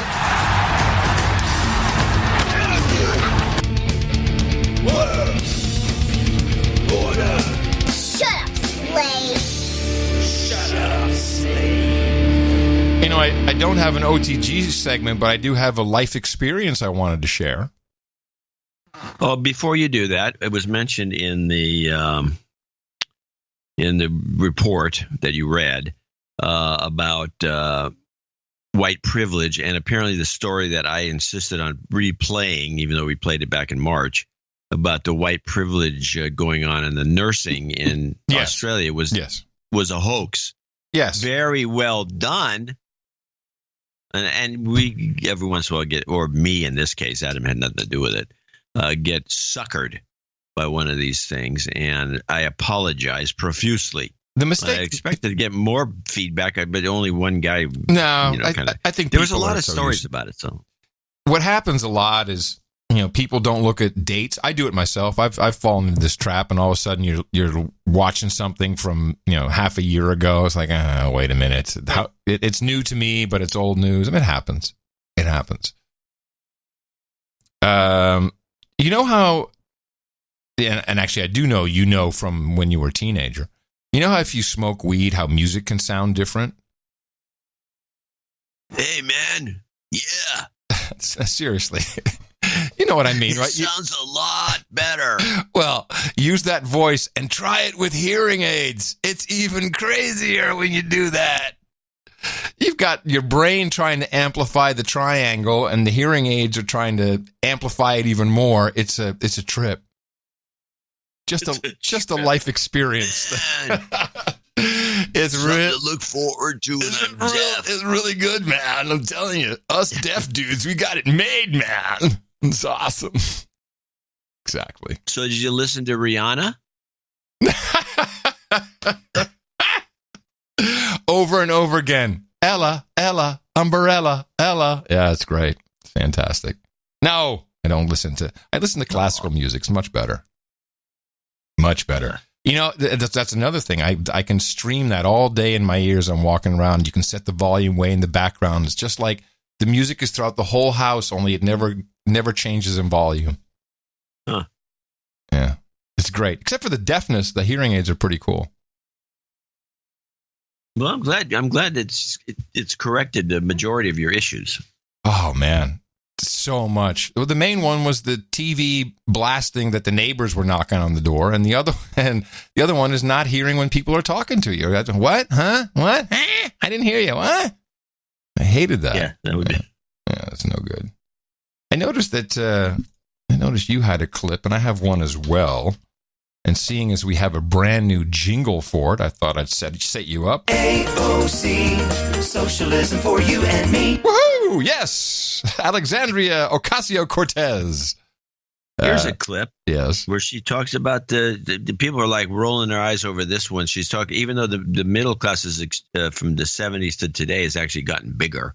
There's some statistics for that, but she still says this. A lot of these folks were in their political heyday in third way 90s politics, and they were campaigning, and they were really kind of connected most to an electorate when they were fighting for these seats, when they got these seats, when they were campaigning most, when we had more of an American middle class. And so I think that politically, this like upper middle class is probably more moderate, but that upper middle class doesn't exist anymore in America. What did she just say? She said that the reason, well, I guess this was having to do with her being so successful because she's saying that the things have changed because the upper middle class, this is summarizing it. Yes. Things have changed and people are voting differently now because the upper middle class is gone. Really? That's what she said, yeah. And is that some kind of socialist mantra, or I don't understand? I have to assume it is because everything she says seems to be written for her. I have something funnier. Well, I'm sure anything would be funnier. Yeah. Well, it's funny when we can mock her when she just goes into depths that she shouldn't be in, and she's got so much going for her. She's got the Uma Abedin look, kind of the crazy eyes and the big teeth. Yes, crazy eyes and the big. But no, she's pretty. She's articulate. She has a lot going for her, except the depth of knowledge. It's really quite apparent. If someone could take hold of her and maybe get her some hearing aids so you can whisper in her ear, tell her what to say. Here she is with the Cuomo kid. Then you get into the partisan issue of money, which is, man, do you want to spend a lot of my tax money on these proposals that you and Bernie and others have? Medicare for all, college tuition, maybe even housing, that the Green New Deal that you have, it is all very expensive, especially on the single payer side, and that it gives people sticker shock, even in Bernie's home state. They got sticker. I like her. She's doing that again, John. Sticker shock. They couldn't get it done in his state because of how expensive it is. And that was an 11% increase in taxes, 9 to 11%. Even that was too much for people. How do you pay? How do you sell it? So first of all, the thing that we need to realize is people talk about the sticker shock of Medicare for all. They do not talk about the sticker shock of the cost of our existing system. You know, in a Koch brothers funded study, if any study is going to try to be a little bit slanted, it would be one funded by the Koch brothers. It shows that Medicare. Does she not know that this is old? That you shouldn't be talking about the Kochs anymore? That they actually hate Trump? Is she dumb? Does she not understand that this is not what you do?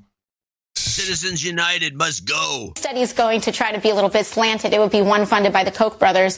It shows that Medicare for all is actually much cheaper than the current system that we pay right now. And let's not forget that the reason that the Supreme Court upheld the Affordable Care Act is because they ruled that these monthly payments that everyday Americans make is a tax.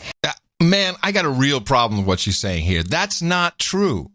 They did not rule that. They did not rule that the payments everyday Americans make is a tax. No, the penalty for not being covered was a tax. That's what the Supreme Court ruled.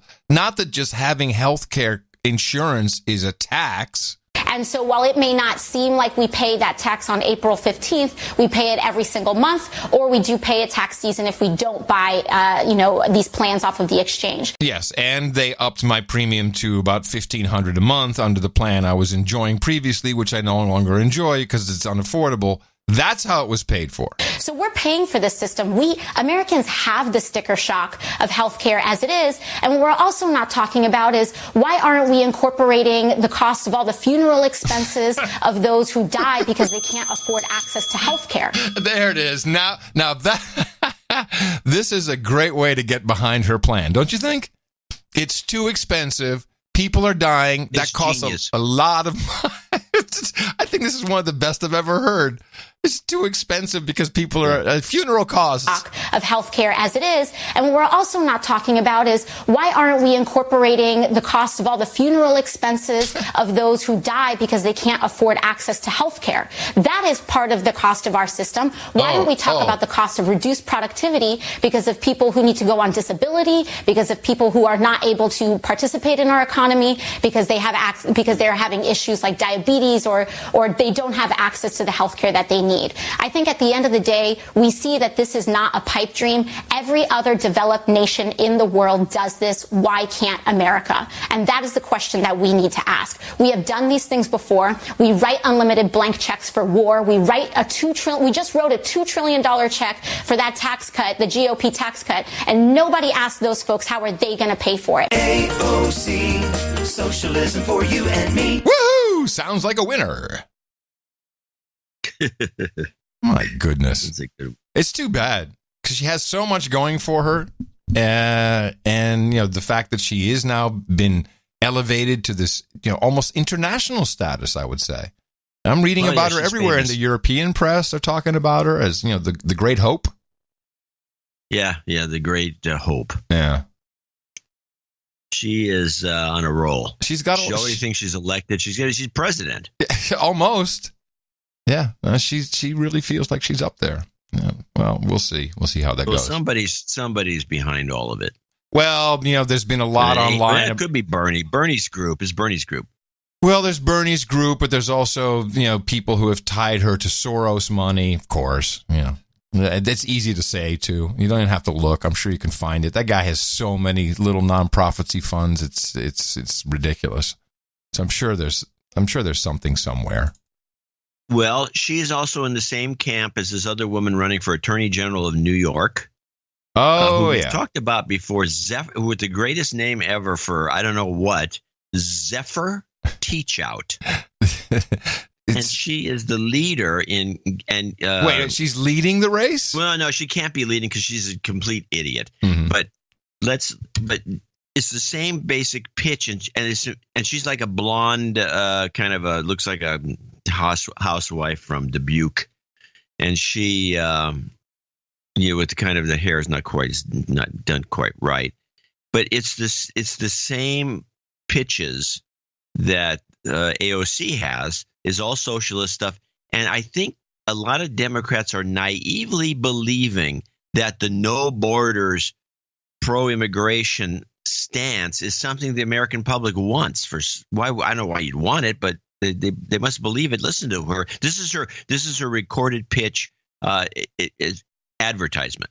ICE has to be abolished. And I say that as somebody who's running for one of the top law enforcement jobs in the country. I have so much to say about ICE. Let me think about it quickly. I think it's critical that law enforcement speak out and say this is a tool of cruelty, unconstitutional behavior, illegality. There's so much wrong with ICE that goes to its very structure. The idea that people are illegal, the idea that we should see immigrants as a national security threat, and that ICE should be placed under the Department of Homeland Security, by the way, the area where the president has the greatest authority to do the most damage, just does not make any sense. ICE was born in xenophobia in the time after 9/11, and it has grown up to become a tool of fear and illegality. And as Attorney General, I will continue to speak out against ICE. I will prosecute ICE for their criminal acts. We have stories of consistent abuse within ICE. The idea that we could call this law enforcement is a real offense to the idea of law itself. And as AG and as a candidate for AG, I feel like it's really important to speak out to abolish ICE. Fear is freedom. Subjugation is liberation. Contradiction is truth. Those are the facts of this world. And you will all surrender to them. You pigs in human clothing! Yeah. I love her thinking. Oh, God. Jeez. She is so out there. It's really sad. I think the whole party is headed in that direction because they don't know what to do. It's either that or Hillary one more time. Yeah, she's off the scene and not heard from recently. What's going on? I don't think she is off the scene. I think they've made a concerted effort to marginalize her. I think the media is behind it. Yes. I think they're so freaked out. Sorry.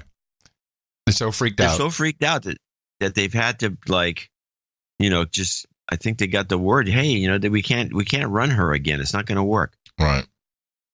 Well, there's so many problems socially right now, and you and I we've been laughing about the change of the term racism for a long time. They were actually. Let me start it up early. Let me give you something else.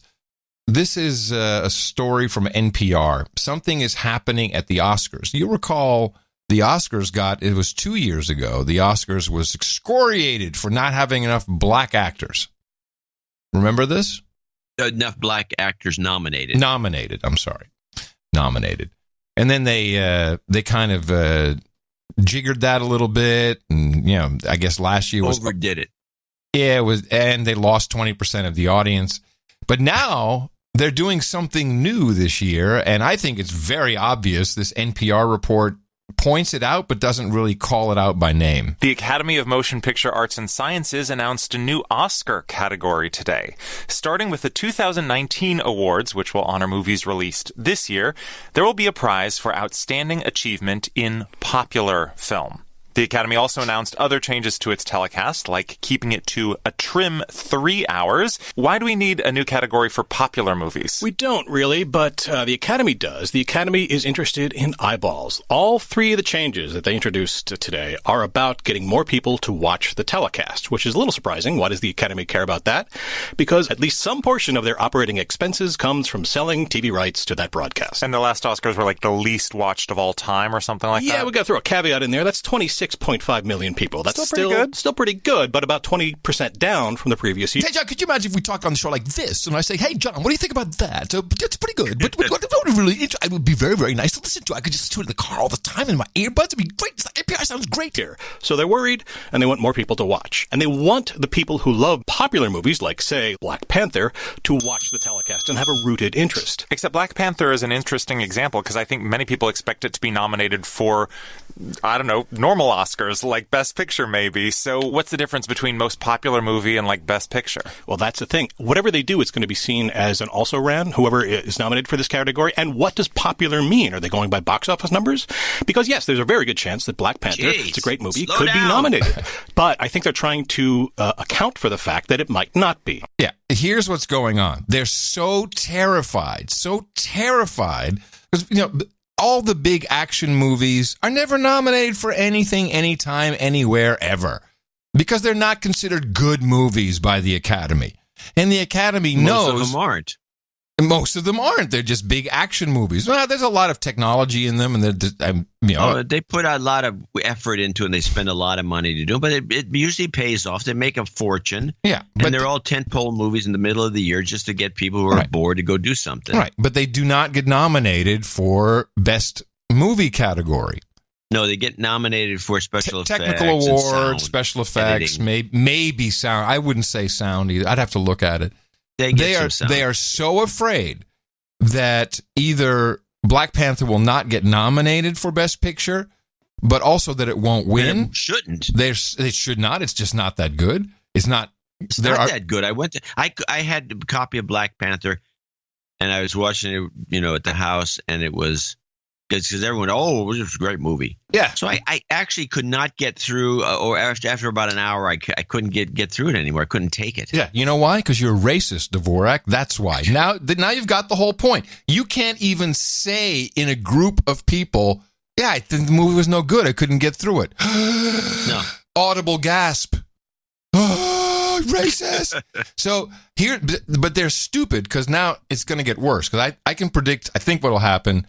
Black Panther will be nominated in Best Movie and Popular Movie. It'll win Popular. It won't win Best Movie. The Academy thinks, okay, well, we gave him an award, so we're all done with the racist thing. But there's going to be huge backlash and outrage about it not being the best movie, racist, Hollywood. It's going to be fun to watch.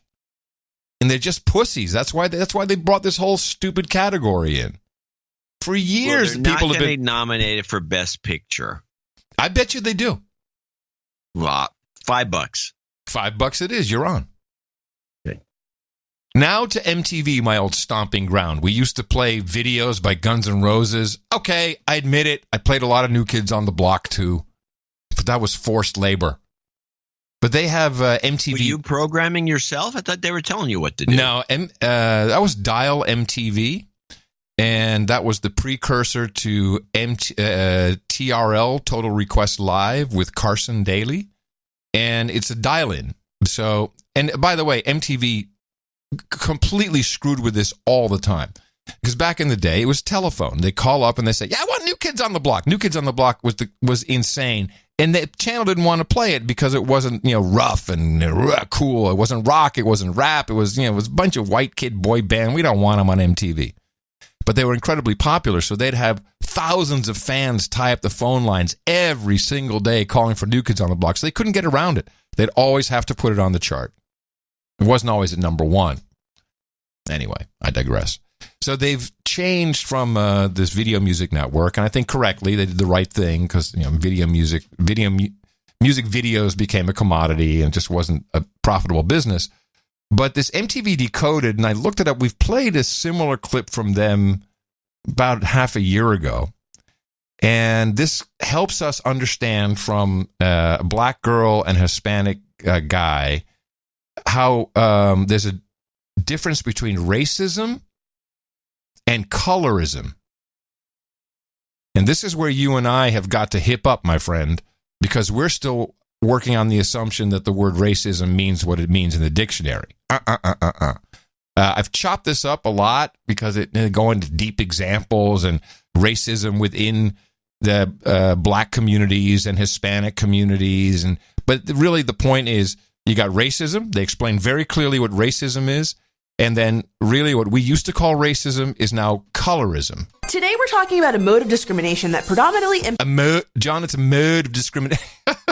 It's a mode of discrimination. Today we're talking about a mode of discrimination that predominantly impacts people of color. And you might be surprised hearing this from me, but this episode's not about racism. I'm talking about colorism. First, let's be clear about what the word colorism actually means. Colorism is not synonymous with racism. It's a form of discrimination based on skin color. And before you're like, wait, isn't that like the literal definition of racism? Isn't that like the literal definition of racism? Hold on to your social constructs because we're going to knock a few down. Okay. And today we've got a special guest to help us with this demolition project. Hey Lee, let's break this one down. Claro que sí. As a Latino of color, colorism is something I'm all too familiar with. Racism involves discrimination based on things such as skin color, but it's also dependent on power dynamics that become perpetuated by years of structural oppression. Black and Latino men getting longer... Now, just right there, I mean, that is just not the definition of racism, but it's the new definition that everyone has bought into. It's not just skin color. It's pretty much the power structure of the whites that do anything against anybody else is racism. This Jordan Peterson talks about this, and he says that it's a sleight of hand in the humanities in the colleges. And what they've done is that they've turned the class structure and the race structure into oppressors versus the oppressed. And that's the basis of identity politics. And the identity politics is always the oppressed. So if you're the oppressor class, whites, there's no racism. There can never be racism against you. Yes, because you're an oppressor. Yes, this comes up in this clip. Something I'm all too familiar with. Racism involves... I'm sorry? I just said the whole thing's a perversion of logic. Yes. Discrimination based on things such as skin color, but it's also dependent on power dynamics that become perpetuated by years of structural oppression. Black and Latino men getting longer sentences for the same crime as white men, racism. Black and Latino aunts telling you to date light-skinned men, colorism. Because we often conflate race with skin color, sometimes distinguishing between colorism and racism can get tricky. Colorism. It sucks. This is one way racism and colorism are different. Systems of oppression favor white people, meaning black people can't technically be racist towards other black people. But clearly in this case, they can and do perpetuate colorism in their own communities. The discrimination is coming from inside of the house. Example number 3. Language. There's a pretty common phrase people in Puerto Rico and the Dominican Republic grow up with. Cafre. Among Spanish speakers in the Caribbean, the word means someone low class or brutish, and is said by people of all colors and racial backgrounds. The word implies you're acting darker in both complexion and behavior, but the word itself carries a linguistic and cultural connection to blackness. It shares roots with the South African racial slur, kafir. Now, I left this in because I realized the South African term kafir. I realized that there's a Dutch term. South Africans speak a version of Dutch because of the colonies, and that word is kafir.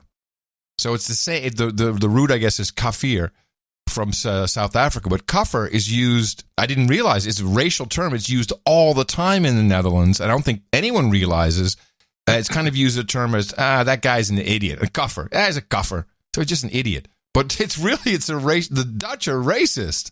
They use this all the time, and I don't think anyone realizes the origin of the word, and I finally figured it out. It means it's racist against slow, dark people. A colonial phrase that rose to prominence during apartheid, and that's often compared to the N-word in the United States. While cafre might not carry the weight of an ethnic slur in Spanish, it's indicative of how colorism can quietly become a part of everyday life. So how do we begin to eradicate colorism from our communities?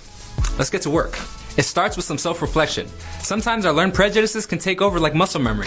So first and foremost, ending colorism means unlearning what we've been told about what beauty and success should look like. So that goes for you, the I'm not black, I'm Dominican guy. You can be black and Dominican guy. But it also means breaking the steady stream of whiteness that still dominates Latin American media, politics, and culture. Trust me, I've been working in entertainment for a while and I've seen things. Ultimately, no one wants to be judged solely based on their external appearance. Whether these judgments come from people who look like you or don't, your skin color shouldn't determine your job prospects, your worth, or your place in society. We don't have to be colorblind, but combating colorism means embracing the full spectrum of our skin tones, especially in our own communities. There you go. The difference explained between racism and colorism. And colorism seems to only happen amongst POCs. It can't actually be a white person. As a white person, you can't be colorist against a black person. You're racist. And I think we should just accept this social construct. What was this? This was on MTV? Yes. Yep. A sociological screed? Yes. I wonder who wrote it. Oh, well... I got to tell you, it's some professor or some local yokel. No, this is probably just from the MTV News department. They write everything. Well, maybe. MTV News.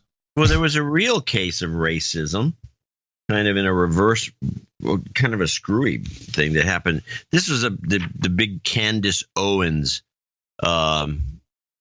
event. She was in the coffee shop, and the Antifa group came around and rousted her. Mm-hmm. But so she goes on the talk show thing. She's a very attractive black Republican woman and conservative. She got 2 out of 3. Yeah. And so she's on this show, one of these talk shows. I don't know if it's on Fox or CNN, but it's some professor is going on and on. And so she kicks it up a notch and goes after him. And I think this is the woman you have to put up against Anna Navarro. If we're concerned when you about hear this, sorry? No, go ahead. Because when you hear this, you hear someone who's like, she's like non-stoppable. She's fast talking. She's much like that. Well, isn't she in PR? Doesn't she do PR for some nonprofit group already? She definitely like that. Yeah, she knows what she's doing for sure. She knows what she's doing, but she's got that. This guy Hill, the professor that's been floating around, used to be on O'Reilly, a lot of black Democrat, fast talker, and you couldn't really any fast logic, fast on the draw, and just occasionally she goes off the rails and writes herself. But just listen to this little exchange. If we're concerned about black people, we've got to be concerned about poverty, inequality, lack of access to education, plus the kinds of sorts of violence that we see directed toward black people in this country. Great way to end the conversation. Sorts of violence as being directed towards black people. Am I black? I'm curious if I'm black because I'm a black conservative and I am not hearing anything that is said about the fact that about 25 white Democrats assembled to kick me out of a restaurant yesterday, to throw water and to throw eggs at me because I am a conservative that supports supports Donald Trump. The very same Donald Trump, okay? The very same Donald Trump that has not Obama. Obama did not do this. It's because President Trump has been slashing regulations, and it has brought this economy to a place it has never been at, okay? We have unemployment that's an all-time low for both women. You brought up women, you brought up gays, you brought up black people. Unemployment is at an all-time low across the board. You guys refuse to acknowledge the truth that we are doing better. You want to talk about fascists? Antifa attacked me. This is an all-white gang that attacked me and attacked an all-black police force in Philadelphia, okay? And they claim to be fighting racism. Hey, John, you got to send her a memo. She's got to stop with the okay. She's got to stop with that. How is it plausible? I agree, but hold on. She does it. She uses it as I don't know how she's doing it, but she uses it as a block when the guy wants to say something. Yes, trying to get a word in edgewise. She says okay, and then continues on her merry way.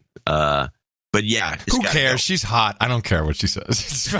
An all-black police force in Philadelphia, okay? And they claim to be fighting racism. How is it plausible, Professor, that you allow this to happen to your community because you've decided that because we are ideologically conservatives, you are okay with this? You're okay with the resurgence of the Democrats? I haven't said a word. Don't cut me off. I haven't said a word. You just said a lot of words. I didn't say a word. Actually, if somebody was counting, I said nothing about you. Now you're cutting me off. I said nothing about you. No. I find what happened to you reprehensible, by the way. I still have to keep it going. Candace, we're going to take a pause. No, Candace, I didn't get to finish. You just went on for 5 minutes straight. You are attacking. I'm going to let you finish, but if you're calling out the professor, I have to give him time. So, Candace, go ahead. Liberals have been attacking conservatives, and you guys say nothing about it. Blacks were attacked yesterday, okay? And they were attacked because they support Donald Trump. Black support for Donald Trump has doubled since this time last year. You guys can try to pretend that he is pushing in a racist era in this country when, in fact, we know the Democrats are the racists, have always been the racists. The parties never switched, and you should know this. As a civil rights person, you know the history.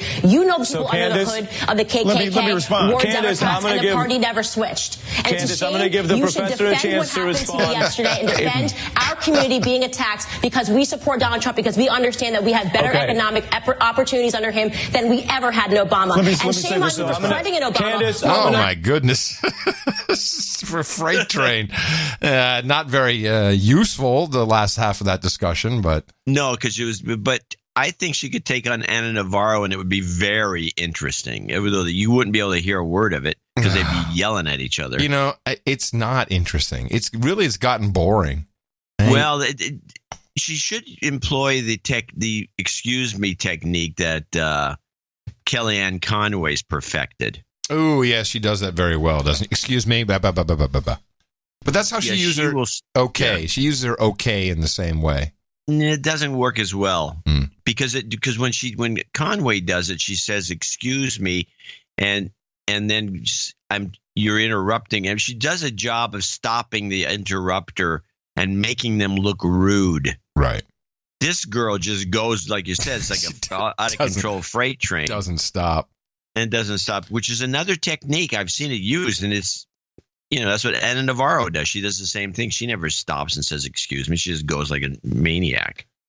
But, yeah, and I'm just putting her on the list. No, instead of Ana Navarro, we should put her up against the intern for the Black Caucus, who's always on CNN. That girl.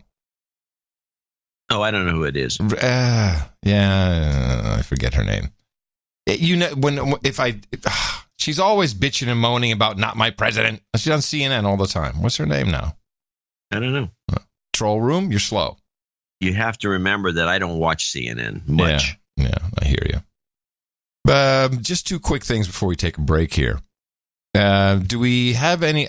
Chris Collins, New York congressman, indicted on insider trading. A lot of people saying, you guys said they couldn't be indicted on insider trading. So this is very different. This is very, very different. Very different. I have a clip. Good. Indicted congressman. The Justice Department has indicted a sitting U.S. congressman, Republican Congressman Chris Collins of New York.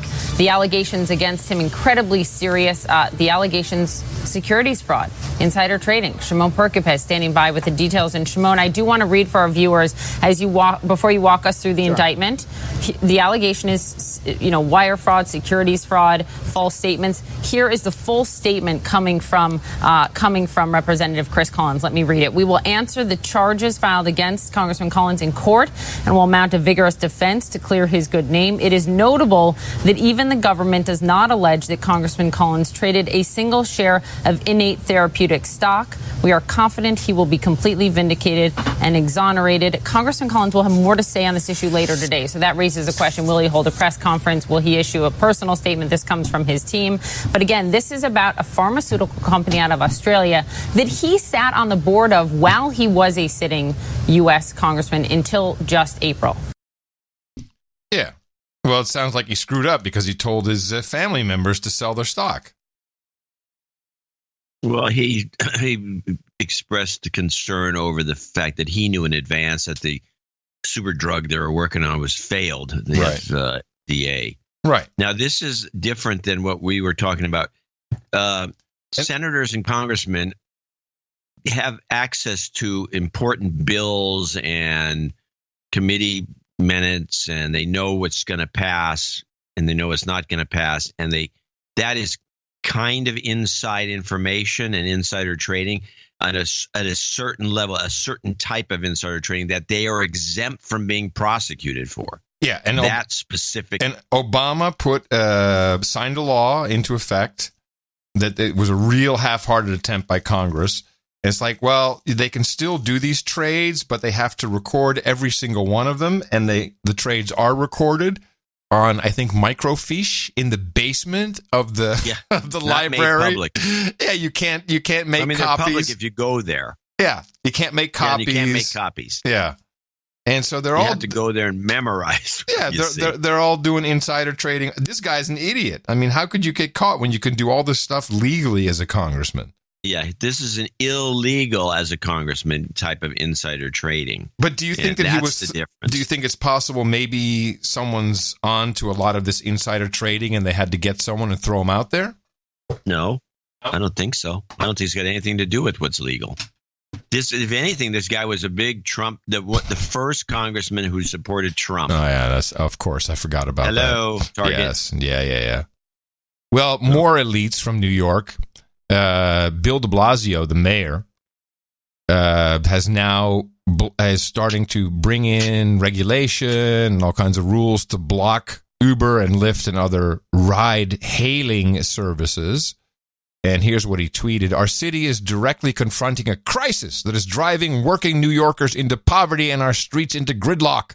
The unchecked growth of app-based for-hire vehicle companies has demanded action, and now we have it. And I thought, well, by the way, if you go look at the comments, you'll know this guy is an elitist prick. Who has problems with gridlock traffic in New York City? Is it the working men and women of New York? No. It's the elites whose limos can't get around. Everyone else is like, I need Uber because your damn subway system doesn't work. I'm at this stop. It's been closed for 9 months. I'm over here. No one can get subways. The whole system is shit. And he's complaining about what's happening above ground. The men and women who work in New York cannot get to work without assistance from time to time from these ride-hailing companies. Taxis are twice to 3 times as expensive. I mean, this is a scam. And I'm no big fan of Uber and Lyft, but for him to be saying, "Oh, this is a crisis," it's just for the elites. When you're in New York, do you drive around in a cab all day, wherever you're going, or you grab a subway? Yeah. Yeah, what? I'm always on the subway. It's the only way to do it in New York if you really want to get somewhere. But no. Yeah. I'd probably take a bus once in a while if I knew where the buses go, but the subways are very easy to deal with. Well, that ties into our model, John. Taking the bus. I'm going to show my support by donating to No Agenda. Imagine all the people who could do that. Oh yeah, that'd be fab. Yeah, on No Agenda in the morning. And you're right. It's the elites and their limos and ride, services. Limos. Yeah. They're having trouble getting around. Yeah. In the good old days, PC Magazine, when it was making millions and millions of dollars, we all had accounts. It was great. Oh, yeah. At MTV, we had Communicar with vouchers. Yeah, vouchers. We used to do vouchers. Yeah, you fill out the voucher. People would get the, you're using too many vouchers. JJ Jackson, who died, he died 15, 20 years ago now. He was one of the original MTV VJs. He was the big black guy. Yeah. Communicar, who we used in New York, they called him the franchise. This guy was always out partying all night, and he just you just give him a blank voucher and say, stay. And he'd have him for 10 hours, and they'd just be hanging outside the club. He'd bring him to a shift, wait outside. At a certain point, JJ, man, this is going a little bit too far. $1,000 a night on Communicar charges. Good old JJ. Died of a massive heart attack. Ever since the collapse of the .com in 2000. Yeah, it was good times back then. Good times. Sir Pate Snakes in the Netherlands, 123.45. I will read his note. He's an important contributor. Yes, important guy. Once again, I'd like to thank you for the great content. Please put me on the birthday list for my 44th on the 11th. Also, a warm welcome to the table of the other Sir Pate. Really? Yeah, we've got Sir Pete Snakes. And he needs some job karma if you can afford it. We'll put that at the end for you. You bet. Thank you very much, Sir Pete. Anonymous, 100. Jennifer Kirchner, 100 from Paulsbo, Washington, one of the cutest little places you'll ever find. She does have something to say. She wants to call out. She needs a de-douching. You've been de-douched. And she wants to call out Barnaby. Douchebag. B. Douchebag. Tabby. Douchebag. And Kanoa. Douchebag. For being douchebag. I'm sorry, for being douchebagged. For being douchebags and not donating recently. She needs some baby making karma. We'll put that at the end. Oh, yeah, Christopher Collins in Springfield, Missouri, 8970. Jackson Butler in Levelland, Texas, 8888. Oh, these are the 888. Hold on, just for Christopher Collins, donation in honor of his wonderful wife's birthday on 8/9. I'd like to wish her a very happy birthday. Tell her I love her. Okay. It's important. Needs a de-douching. Those little notes are important. Who needs a de-douching? He does. Okay. Christopher. You've been de-douched. All right, now the following people are 8888 donations in celebration of the 30th anniversary. Jackson Butler in Levelland, Texas. Roderick Velo. Hey, TPO podcast. David Weed in Three Rivers, Michigan. Frederick Leaders in Ontario, Oregon. Chris Whitten in Millboro, Virginia. Dame Tanya Wayman in New York, New York. Sir Horatio Now of Arabia in London. Well, probably not. He's just got that in his PayPal account. But it says London. Yeah. Vengdeli Gitlin in Springfield, Virginia. That's a butcher job, I understand. Sir Josh Mandel in Greenville, South Carolina. Erkki Juras in Finland. I think that's probably reasonable pronunciation. William Hoggy in Niles, Michigan. Sean Fincham in Portland, Oregon. Alex Schoenveld in Seabrook, New Hampshire. Sir Patrick Coble there in Tennessee. Paul Love in Mechanicsville, Virginia, 8888. Spike Angus in South Jordan, Utah. Anonymous in Oliphant, Pennsylvania. Spike has a call out and he wants a de-douching. You've been de-douched. He's got a trifecta here, John. Who do we have to douche? Okay, he wants to call out Danny Angus. Douchebag. Daniel T. Hall. Douchebag. And Landrea Jane Winward. Douchebag. We'll see how that goes. Anonymous in Oliphant, Pennsylvania, 8888. Christopher Howell in Frederick, Maryland. Hey, are you going to put Dear Anonymous on the picture? Anonymous wanted an autograph picture. Yeah, no, I see that. I'm just wondering. Do they get it with their name, or do you put Dear Anonymous? Well, I was thinking the name, but, if it's anonymous. No, I don't. Just a question. It says anonymous, but autograph, okay, maybe just sign it. Not sure. We'll just sign it. Yeah. Christopher Howell in Frederick, Maryland. Carlos Sanchez, parts unknown. Joseph Yona in Ludlow, Vermont. Daniel Dusaswa. He's in Ireland. Danilo Dusaswa, I guess. I'm not sure. Unless he has a Danilo says he's a monthly donor, always contributes $13, but the show is worth so much more. You keep me sane from the media brainwashing that we're constantly being subjected to. Please accept my donation of $88.88, although it's nowhere near enough. Thank you very much. Danilo in Cork. Cork. Dame Elizabeth and Sir Big Johnson. In Poughkeepsie, New York. Tim White. Should see the ring on that guy. Lee's Summit in Missouri. Sir John Kilburn, Black Knight in Houston, Texas. Sir Joe in Palm Bay, Florida. Sir Craig Porter in Council Bluffs, Iowa. Ron Link in Holbrook, New York. Sir John, a.k.a. Red. Congrats. Wants a picture. Sir Kevin Dills, Viscount of Charlotte, North Carolina, and Sir Mike in Wakefield, Massachusetts. Charles Eves in Hawthorne Woods, Illinois, and last couple here, Jason Zeisler in Renner, South Dakota. Jonathan Ferris in Liberal, Kansas. Nigel Ewan.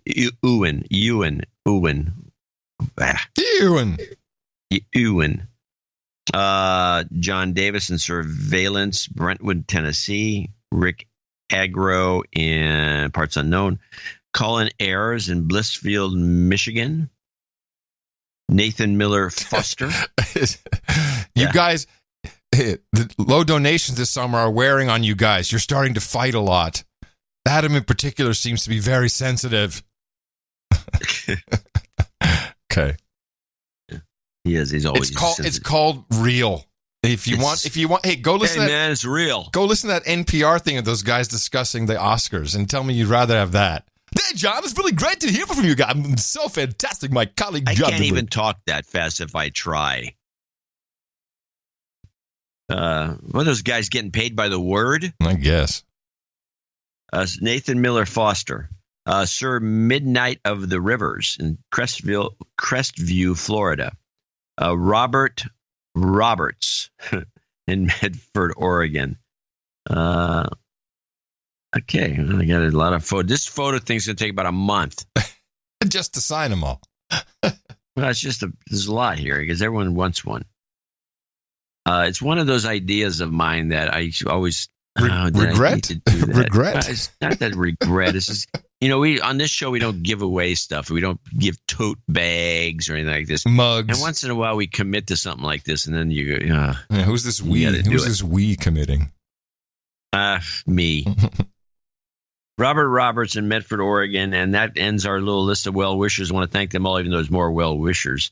Carla Kruger, 8859. I'm sure she's got something to say in an email. Paula Peters in Middletown, Connecticut, 5833. Sir Milkman, double nickels on the dime.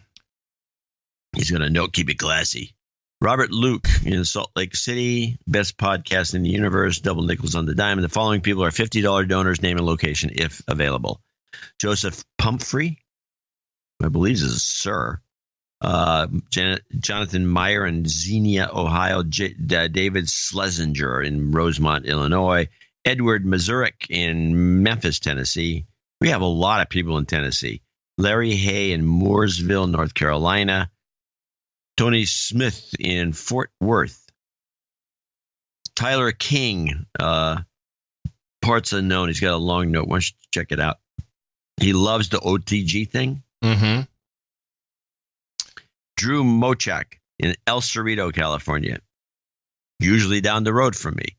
Victor J. Munoz in Miami, Florida. And last but not least, Anthony Sammons in Augusta, GA. Okay.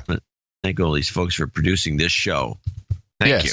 Thank you. That's exactly what producers do, and we love to thank them for doing that, and thank everyone who comes in under $50, which is often done for reasons of anonymity. I don't see any $49.99s today, but we have a lot of people on the subscriptions. That is really appreciated, these sustaining donations. Be a sustainer. It really does keep everything rolling. Be a sustainer, not an explainer. Yeah, on the lower donations, lower donation days. Thank you very much. No Agenda Show.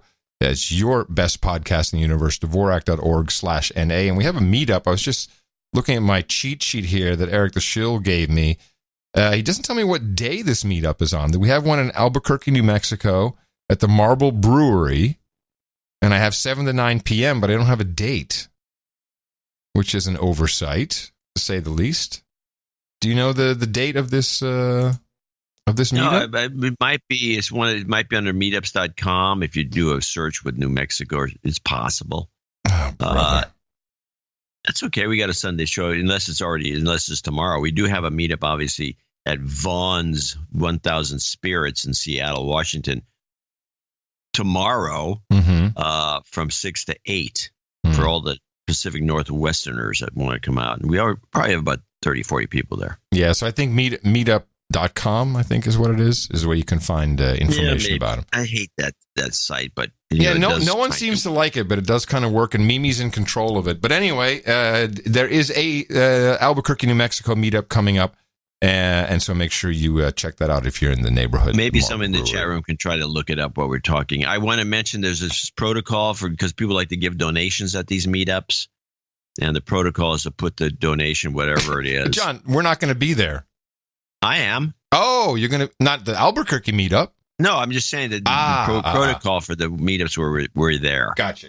You put the money or the check in an envelope with your name. You got to put your name in there with a note with your name, and if you want something read on the show, it's appropriate. Right. And so when is that? When is that meetup?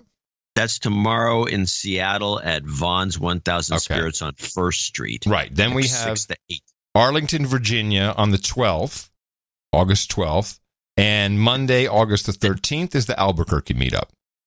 Yeah, but the Virginia one seems is going to be very popular. Yes. And it's at some hall, isn't it? I don't know. The Constitution Hall? Yeah. They're going to write up a Declaration of Independence.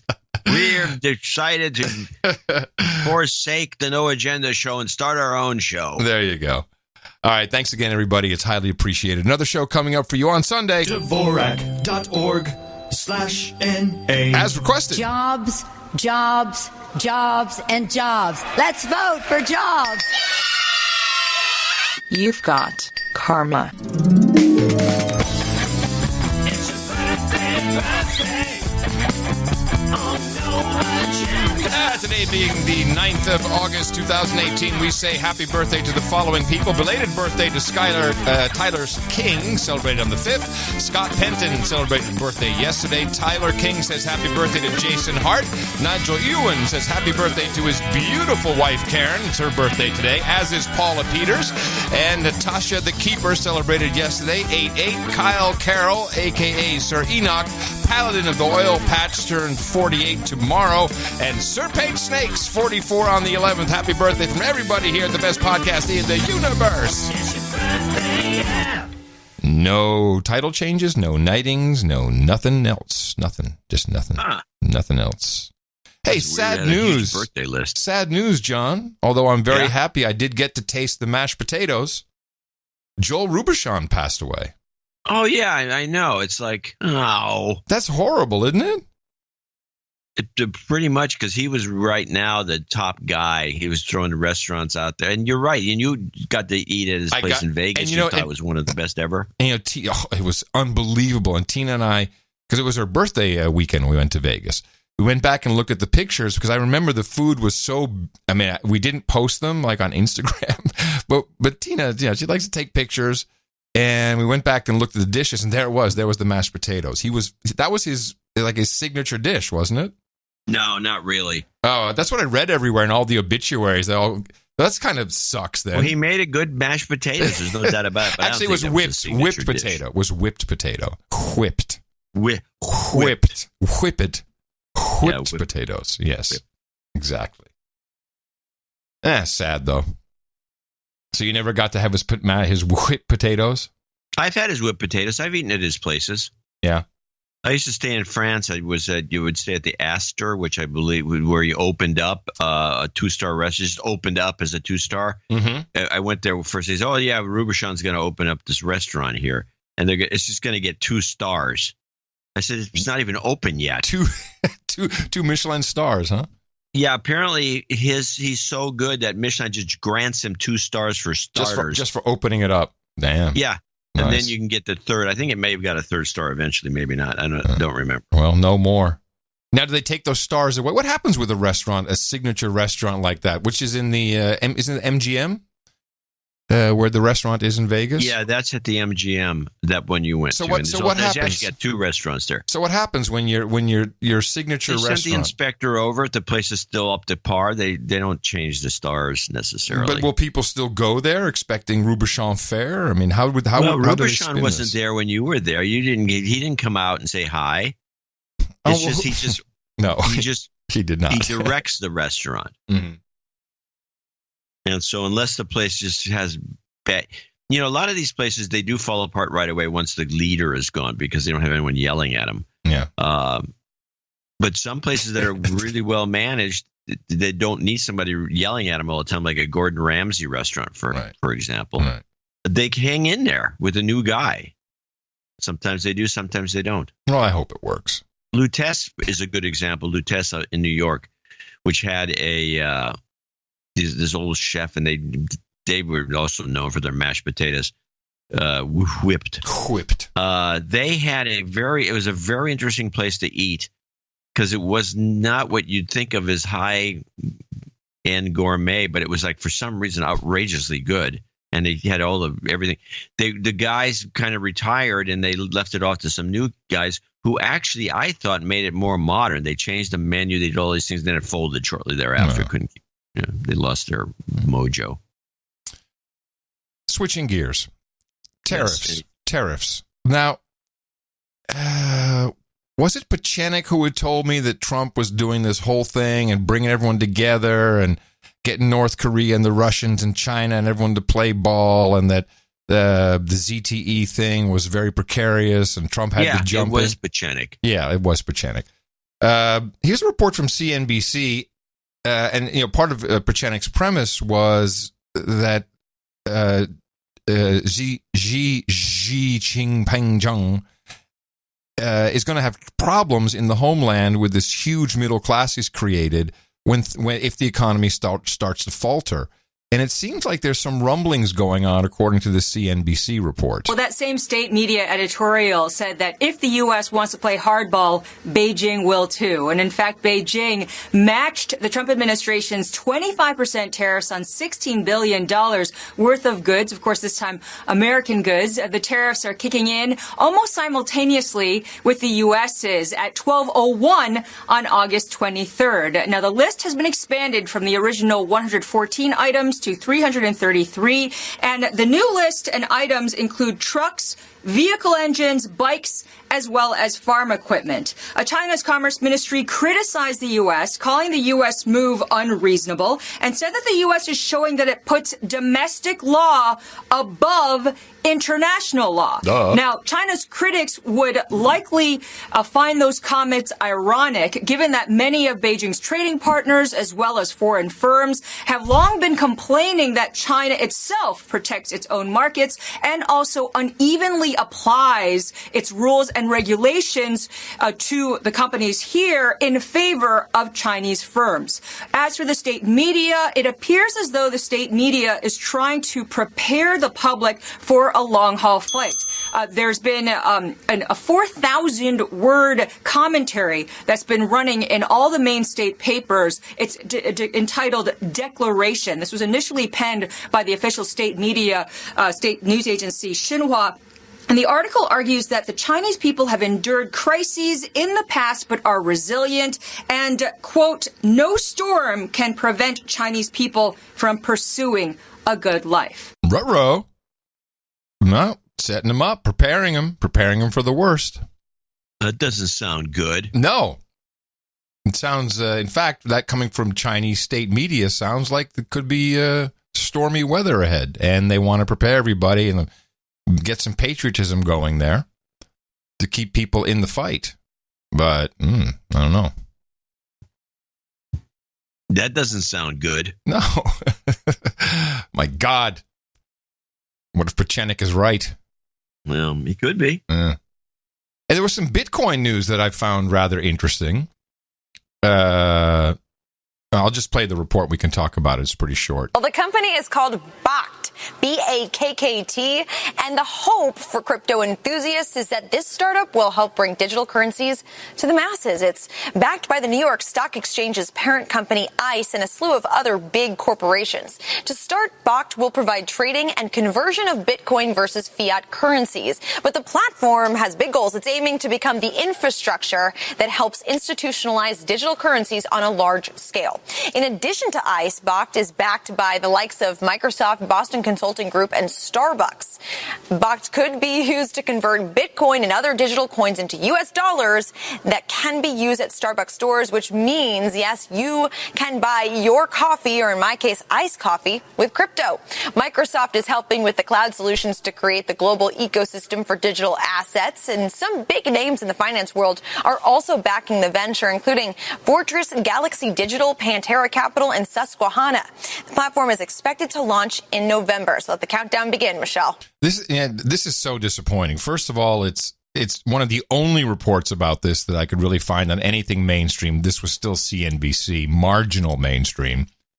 But they immediately take it to, you can buy your latte with Bitcoin, with crypto. No, that's not what this is about. This is I forget the guy's name. He's an entrepreneur, and he bought the commodities exchange. I think is it ICE? Is that the commodities? The ICE? I don't know.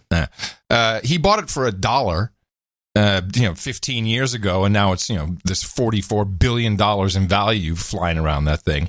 And what he saw the opportunity is to create it's a warehousing solution, so you can treat Bitcoin as a commodity that can be, where you don't have the counterparty risk because that exchange swallows up that risk, no different from any other commodities exchange.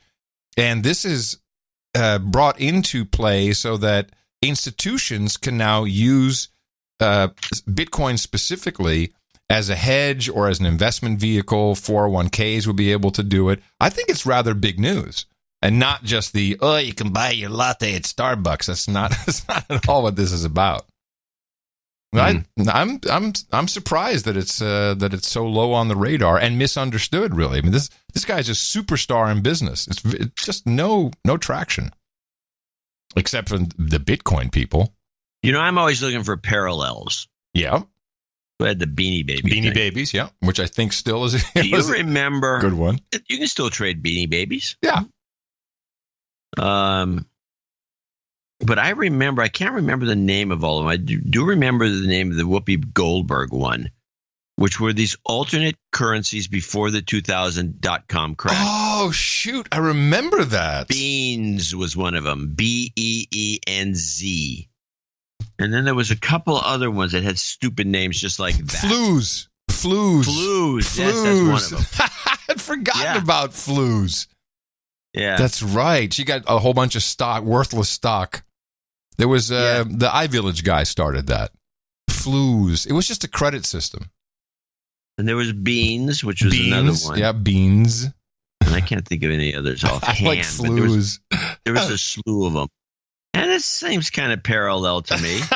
Whatever happened to Beans? This is the Flues of Bitcoin. Yeah, that's it. This guy has quite a reputation, so we'll see if he created the Flues. A lot of people do. I like your comparison. We were talking about tourism in Europe and how so many countries are just overrun with tourists now. And a lot of this happened in the 2008 financial crisis. Economies were just dying, so they really opened up the floodgates. And my complaint, which was accentuated a couple weeks ago by a report that Amsterdam is out of control. And I think the last time I was there, I even said, you can't turn around anymore. You can't physically, just on the street, there's people bumping into you, there's bikes on the sidewalks, it's too busy. And here's a report that corroborates this, which is just kind of fun to listen to what's happening to the beautiful city I once lived in. Amsterdam is famous for its nightlife, which appeals to adult visitors. But Amsterdam has now become the latest European city after Barcelona, Dubrovnik, and Venice to crack down on mass tourism. Amsterdam has fewer than 1 million residents, but 20 million people visit the city every year. And things get particularly bad at night when young, drunk men go wild in a city where both prostitution and pot are legal. That is incorrect. It is not legal. It is permitted, but is absolutely not legal. Joanna Kakissis tells us how Amsterdam is trying to tame the nightlife without killing it. And just a quick warning, this story has some adult themes. Woo! Imagine trying to sleep to this outside your front door every night. When they start yelling, when they start puking in your potted plants, that's horrible. Welcome to Bert Knapp's life. He writes language textbooks for a living, and he and his wife live in a cute house next to a church in Amsterdam's red light district. If you're about to say, well, what did you expect, Mr. Knapp? Don't bother. He's already been told off by drunk guys in Elvis costumes, all British tourists, he says. One he caught peeing in his mailbox. I went up to one of them and I asked, well, why don't you do that in your own hometown? And he said, you are selling drugs, you are selling prostitution. I buy it. So he literally said, you off because we buy your streets. We are paying for it. And just move. Go live elsewhere. Bert Knapp has been here for 40 years.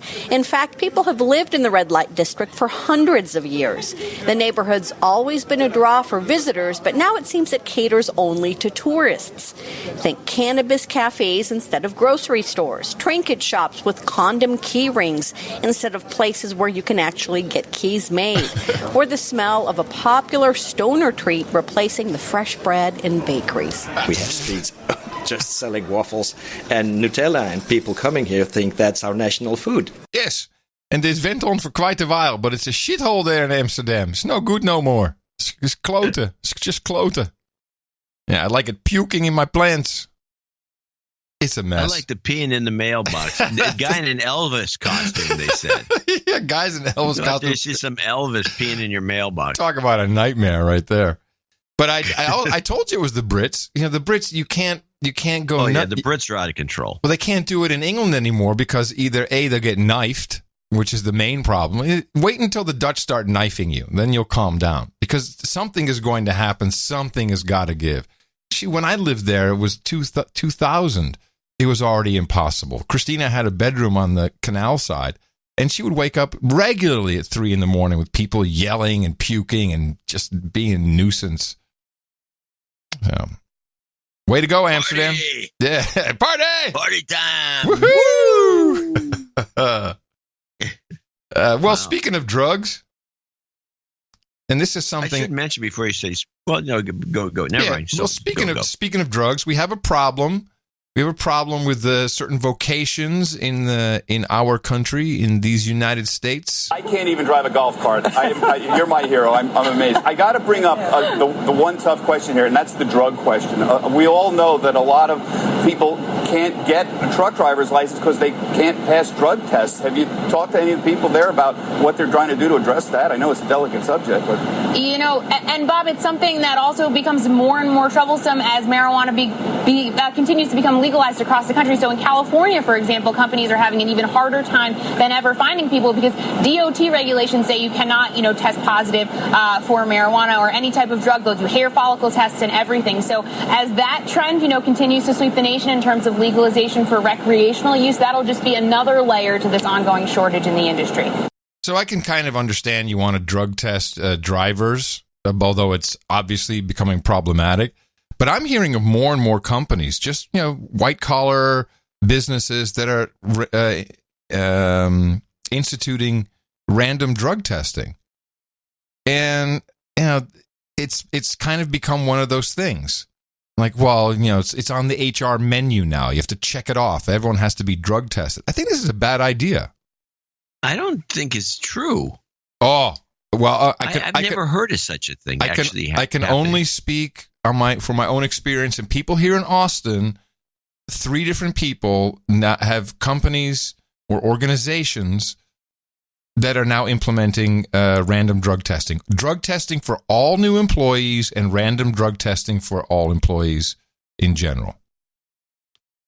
I'm identifying that maybe it's just Austin, but I'm identifying this as something that's taking place. I'm not even sure how legal it is. Is it legal? Well, that was kind of a guess. I don't know. But I've never heard of this. Really?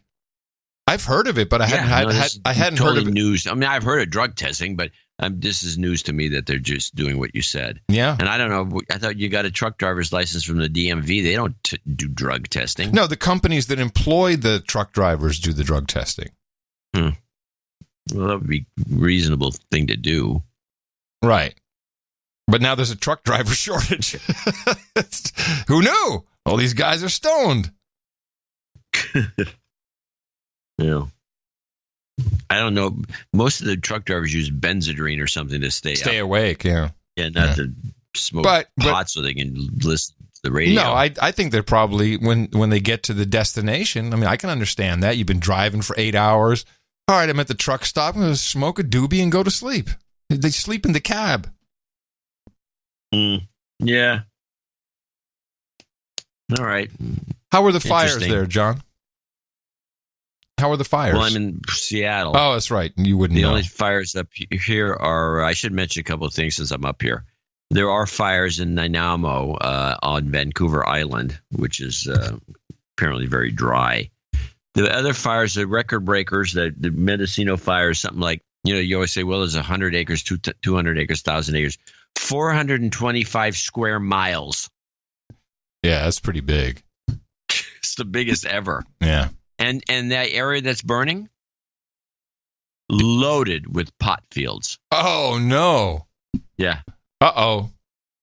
I see a price increase in my future. I think go long if you can, if somebody has stock. go long. On pot stocks, yeah. That's always a winner. But that's going to happen. Yeah. Meanwhile, I was mentioning this to you before we started the show, which is that the Seattle airport is packed. Everybody who would normally go touristy in San Francisco, they've all bumped their game up to come up here instead. And it's a nightmare. The airport is incredibly congested. It's a very small airport, really. It's not a big airport. Relatively small. It's about the size of the Oakland airport. Yeah, exactly. Maybe a shade bigger. But it's the wait for the shuttle bus to the car rental facility, because it used to be right there. You just walk across the street and you're at the car rental place. But the TSA ended that. Is about an hour wait to get to the shuttle because his line was around the corner. It was unbelievable. And this is for vacation? Yeah. These are all vacationers. A lot of kids. And the line at the Oakland airport to get on the plane, the number of people that had the special boarding for the families with kids. Yeah. Which I came up with JC and Jesse. I bet it was half the plane. Yeah. Yeah. Now, the thing that's interesting, I don't have the exact name. I think it's called Analogic, which actually says anal logic. Yeah. They had one of these new pieces of gear at the Oakland airport. They were beta testing. One of the keep your liquids in your bag gears. Well, I don't know what it is, but I'm telling you, this is the most futuristic looking device I have ever seen. It's got cool blue lights. It's got halo lights, like a lowrider. Like a jet engine. Yeah, I've seen the lines of a jet engine with a bunch of halo lights and nice. It's beautiful. And did you put your bags through it? No, they wouldn't let me. They had that for some group. They wouldn't let me. I asked them specifically, can I go over there in that line? No. Shut up, slave. I did have TSA pre, so it was easy enough to get through, but I wanted to go over so I could examine it closer, but no, you can't do it. Bastards. So, and here's another one. Didn't you say I'm a journalist? It's okay? Yeah, I could have. Here's another one. Everybody, all the TSA people, because I was enthralled with this device. It's beautiful. Every TSA, I said, this thing must have cost a fortune. Well, we know it costs what, $300,000? I don't know. That looks, yeah. And I just commenting to the TSA people, as I went through, I said, that thing must have cost a fortune. They go, I don't know. Well, that thing must have cost a fortune. No, they didn't even care. It's just a bunch of grunters. It was unbelievable.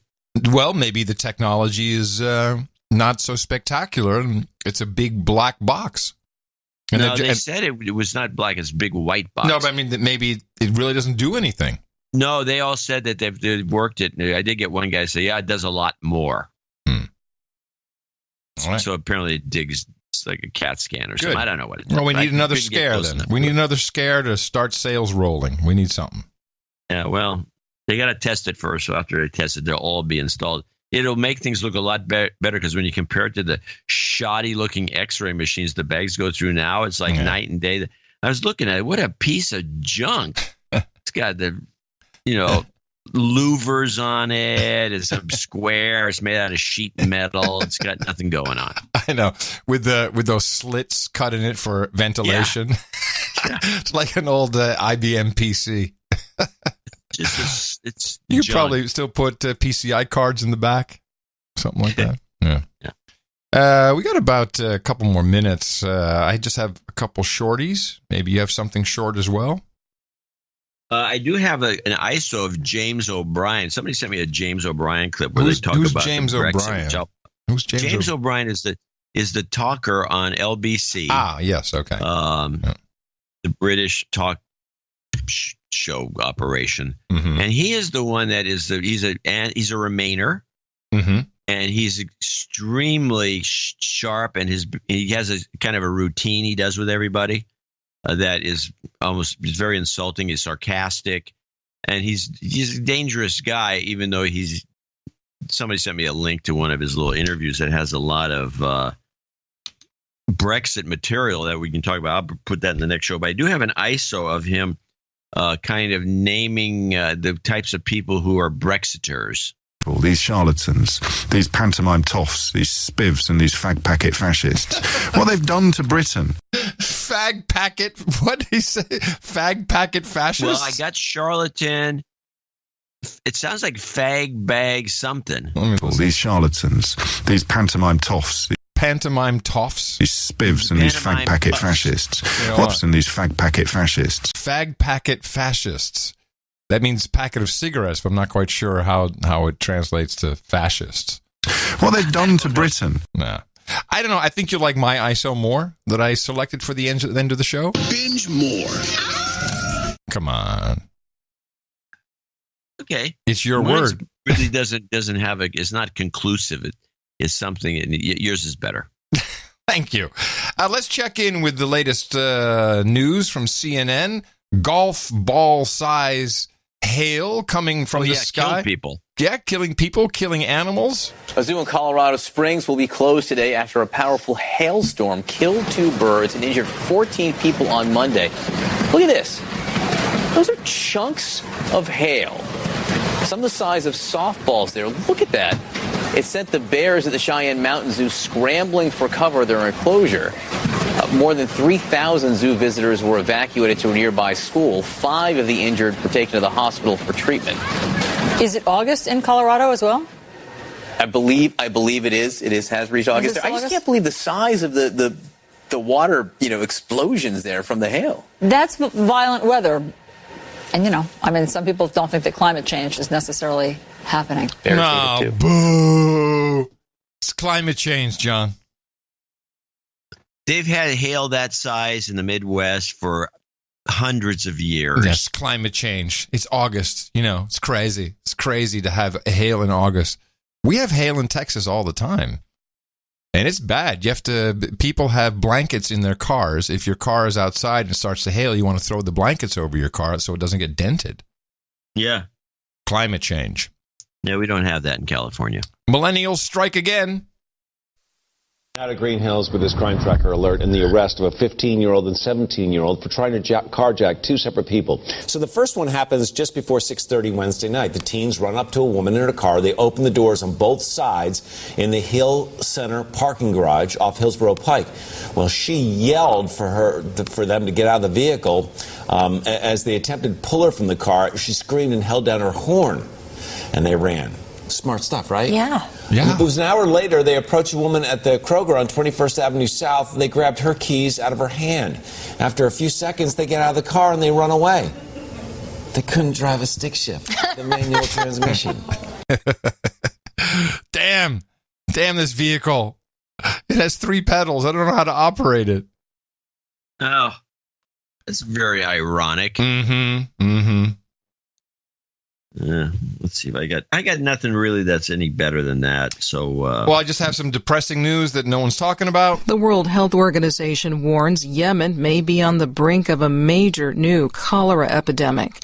Lisa Schlein reports from Geneva. The WHO fears this new outbreak may be worse than previous ones because of the weakened condition of the population following more than 3 years of civil war. Yemen has had 2 major waves of cholera epidemics in recent years. WHO expert Peter Salama says a steady increase in cases over the past weeks suggests Yemen may be on the cusp of a 3rd wave. He says people are at great risk of getting ill because they are severely malnourished. What we're likely to see is even higher death rates among the cholera cases that do occur because people just don't have the physical resources to fight the disease any longer. WHO is appealing to the warring parties to stop fighting for 3 days so it can begin an oral cholera vaccination campaign in northern Yemen on Saturday.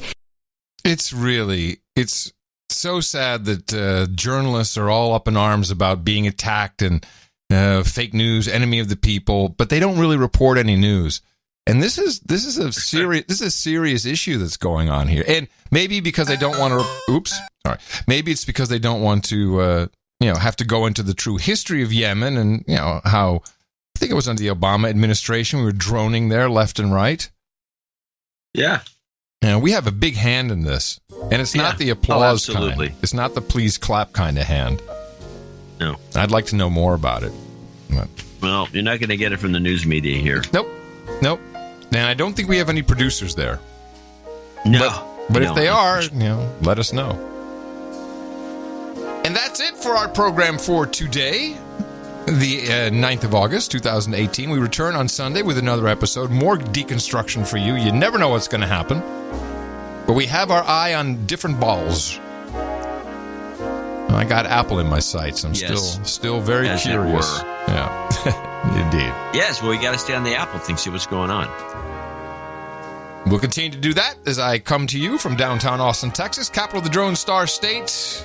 In FEMA region number 6 on the governmental maps in the 5x9 Cludio in the common law condo. In the morning, everybody. I'm Adam Curry. And from the Silicon Valley Pacific Northwest, the home of Amazon and Microsoft, I'm John C. Dvorak. We return on Sunday with another episode of the best podcast in the universe. Remember us at Dvorak.org/NA. Until then, adios, mofos.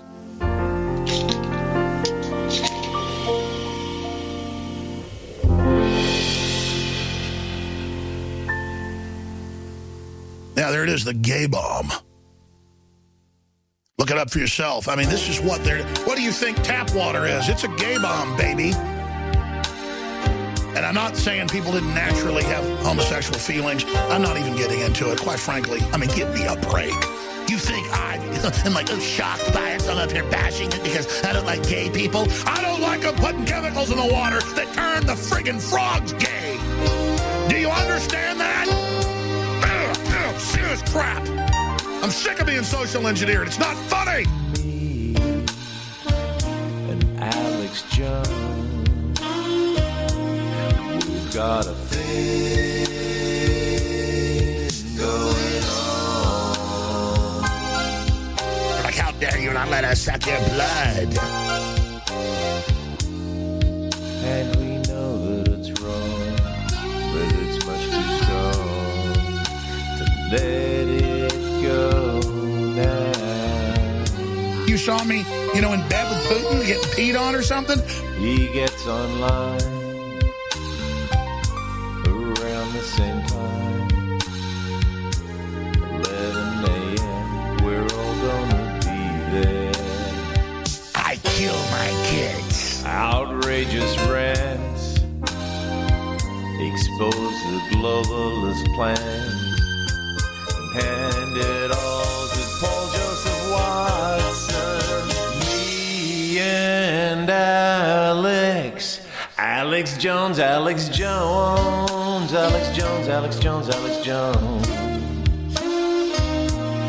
We've got a thing going on. And if that isn't Nazi Germany, I'll kiss your booty. We did it on the shop. We did it on the shop. We did it on the shop. The media. Talking mainly about square titter every single day. To the American people's business. The media. Ever. Talking mainly about square titter. The media. I think if you work out really hard and start to develop muscles while listening to the show, you can just listen to the show and your muscles grow. It'll just grow. Ooh, yes. The media. Talking mainly about square titter. I don't know about this. Lots of conversation has been removed. Yes. We did it on the shop. We did it on the shop. Talking mainly about square titter. In the morning.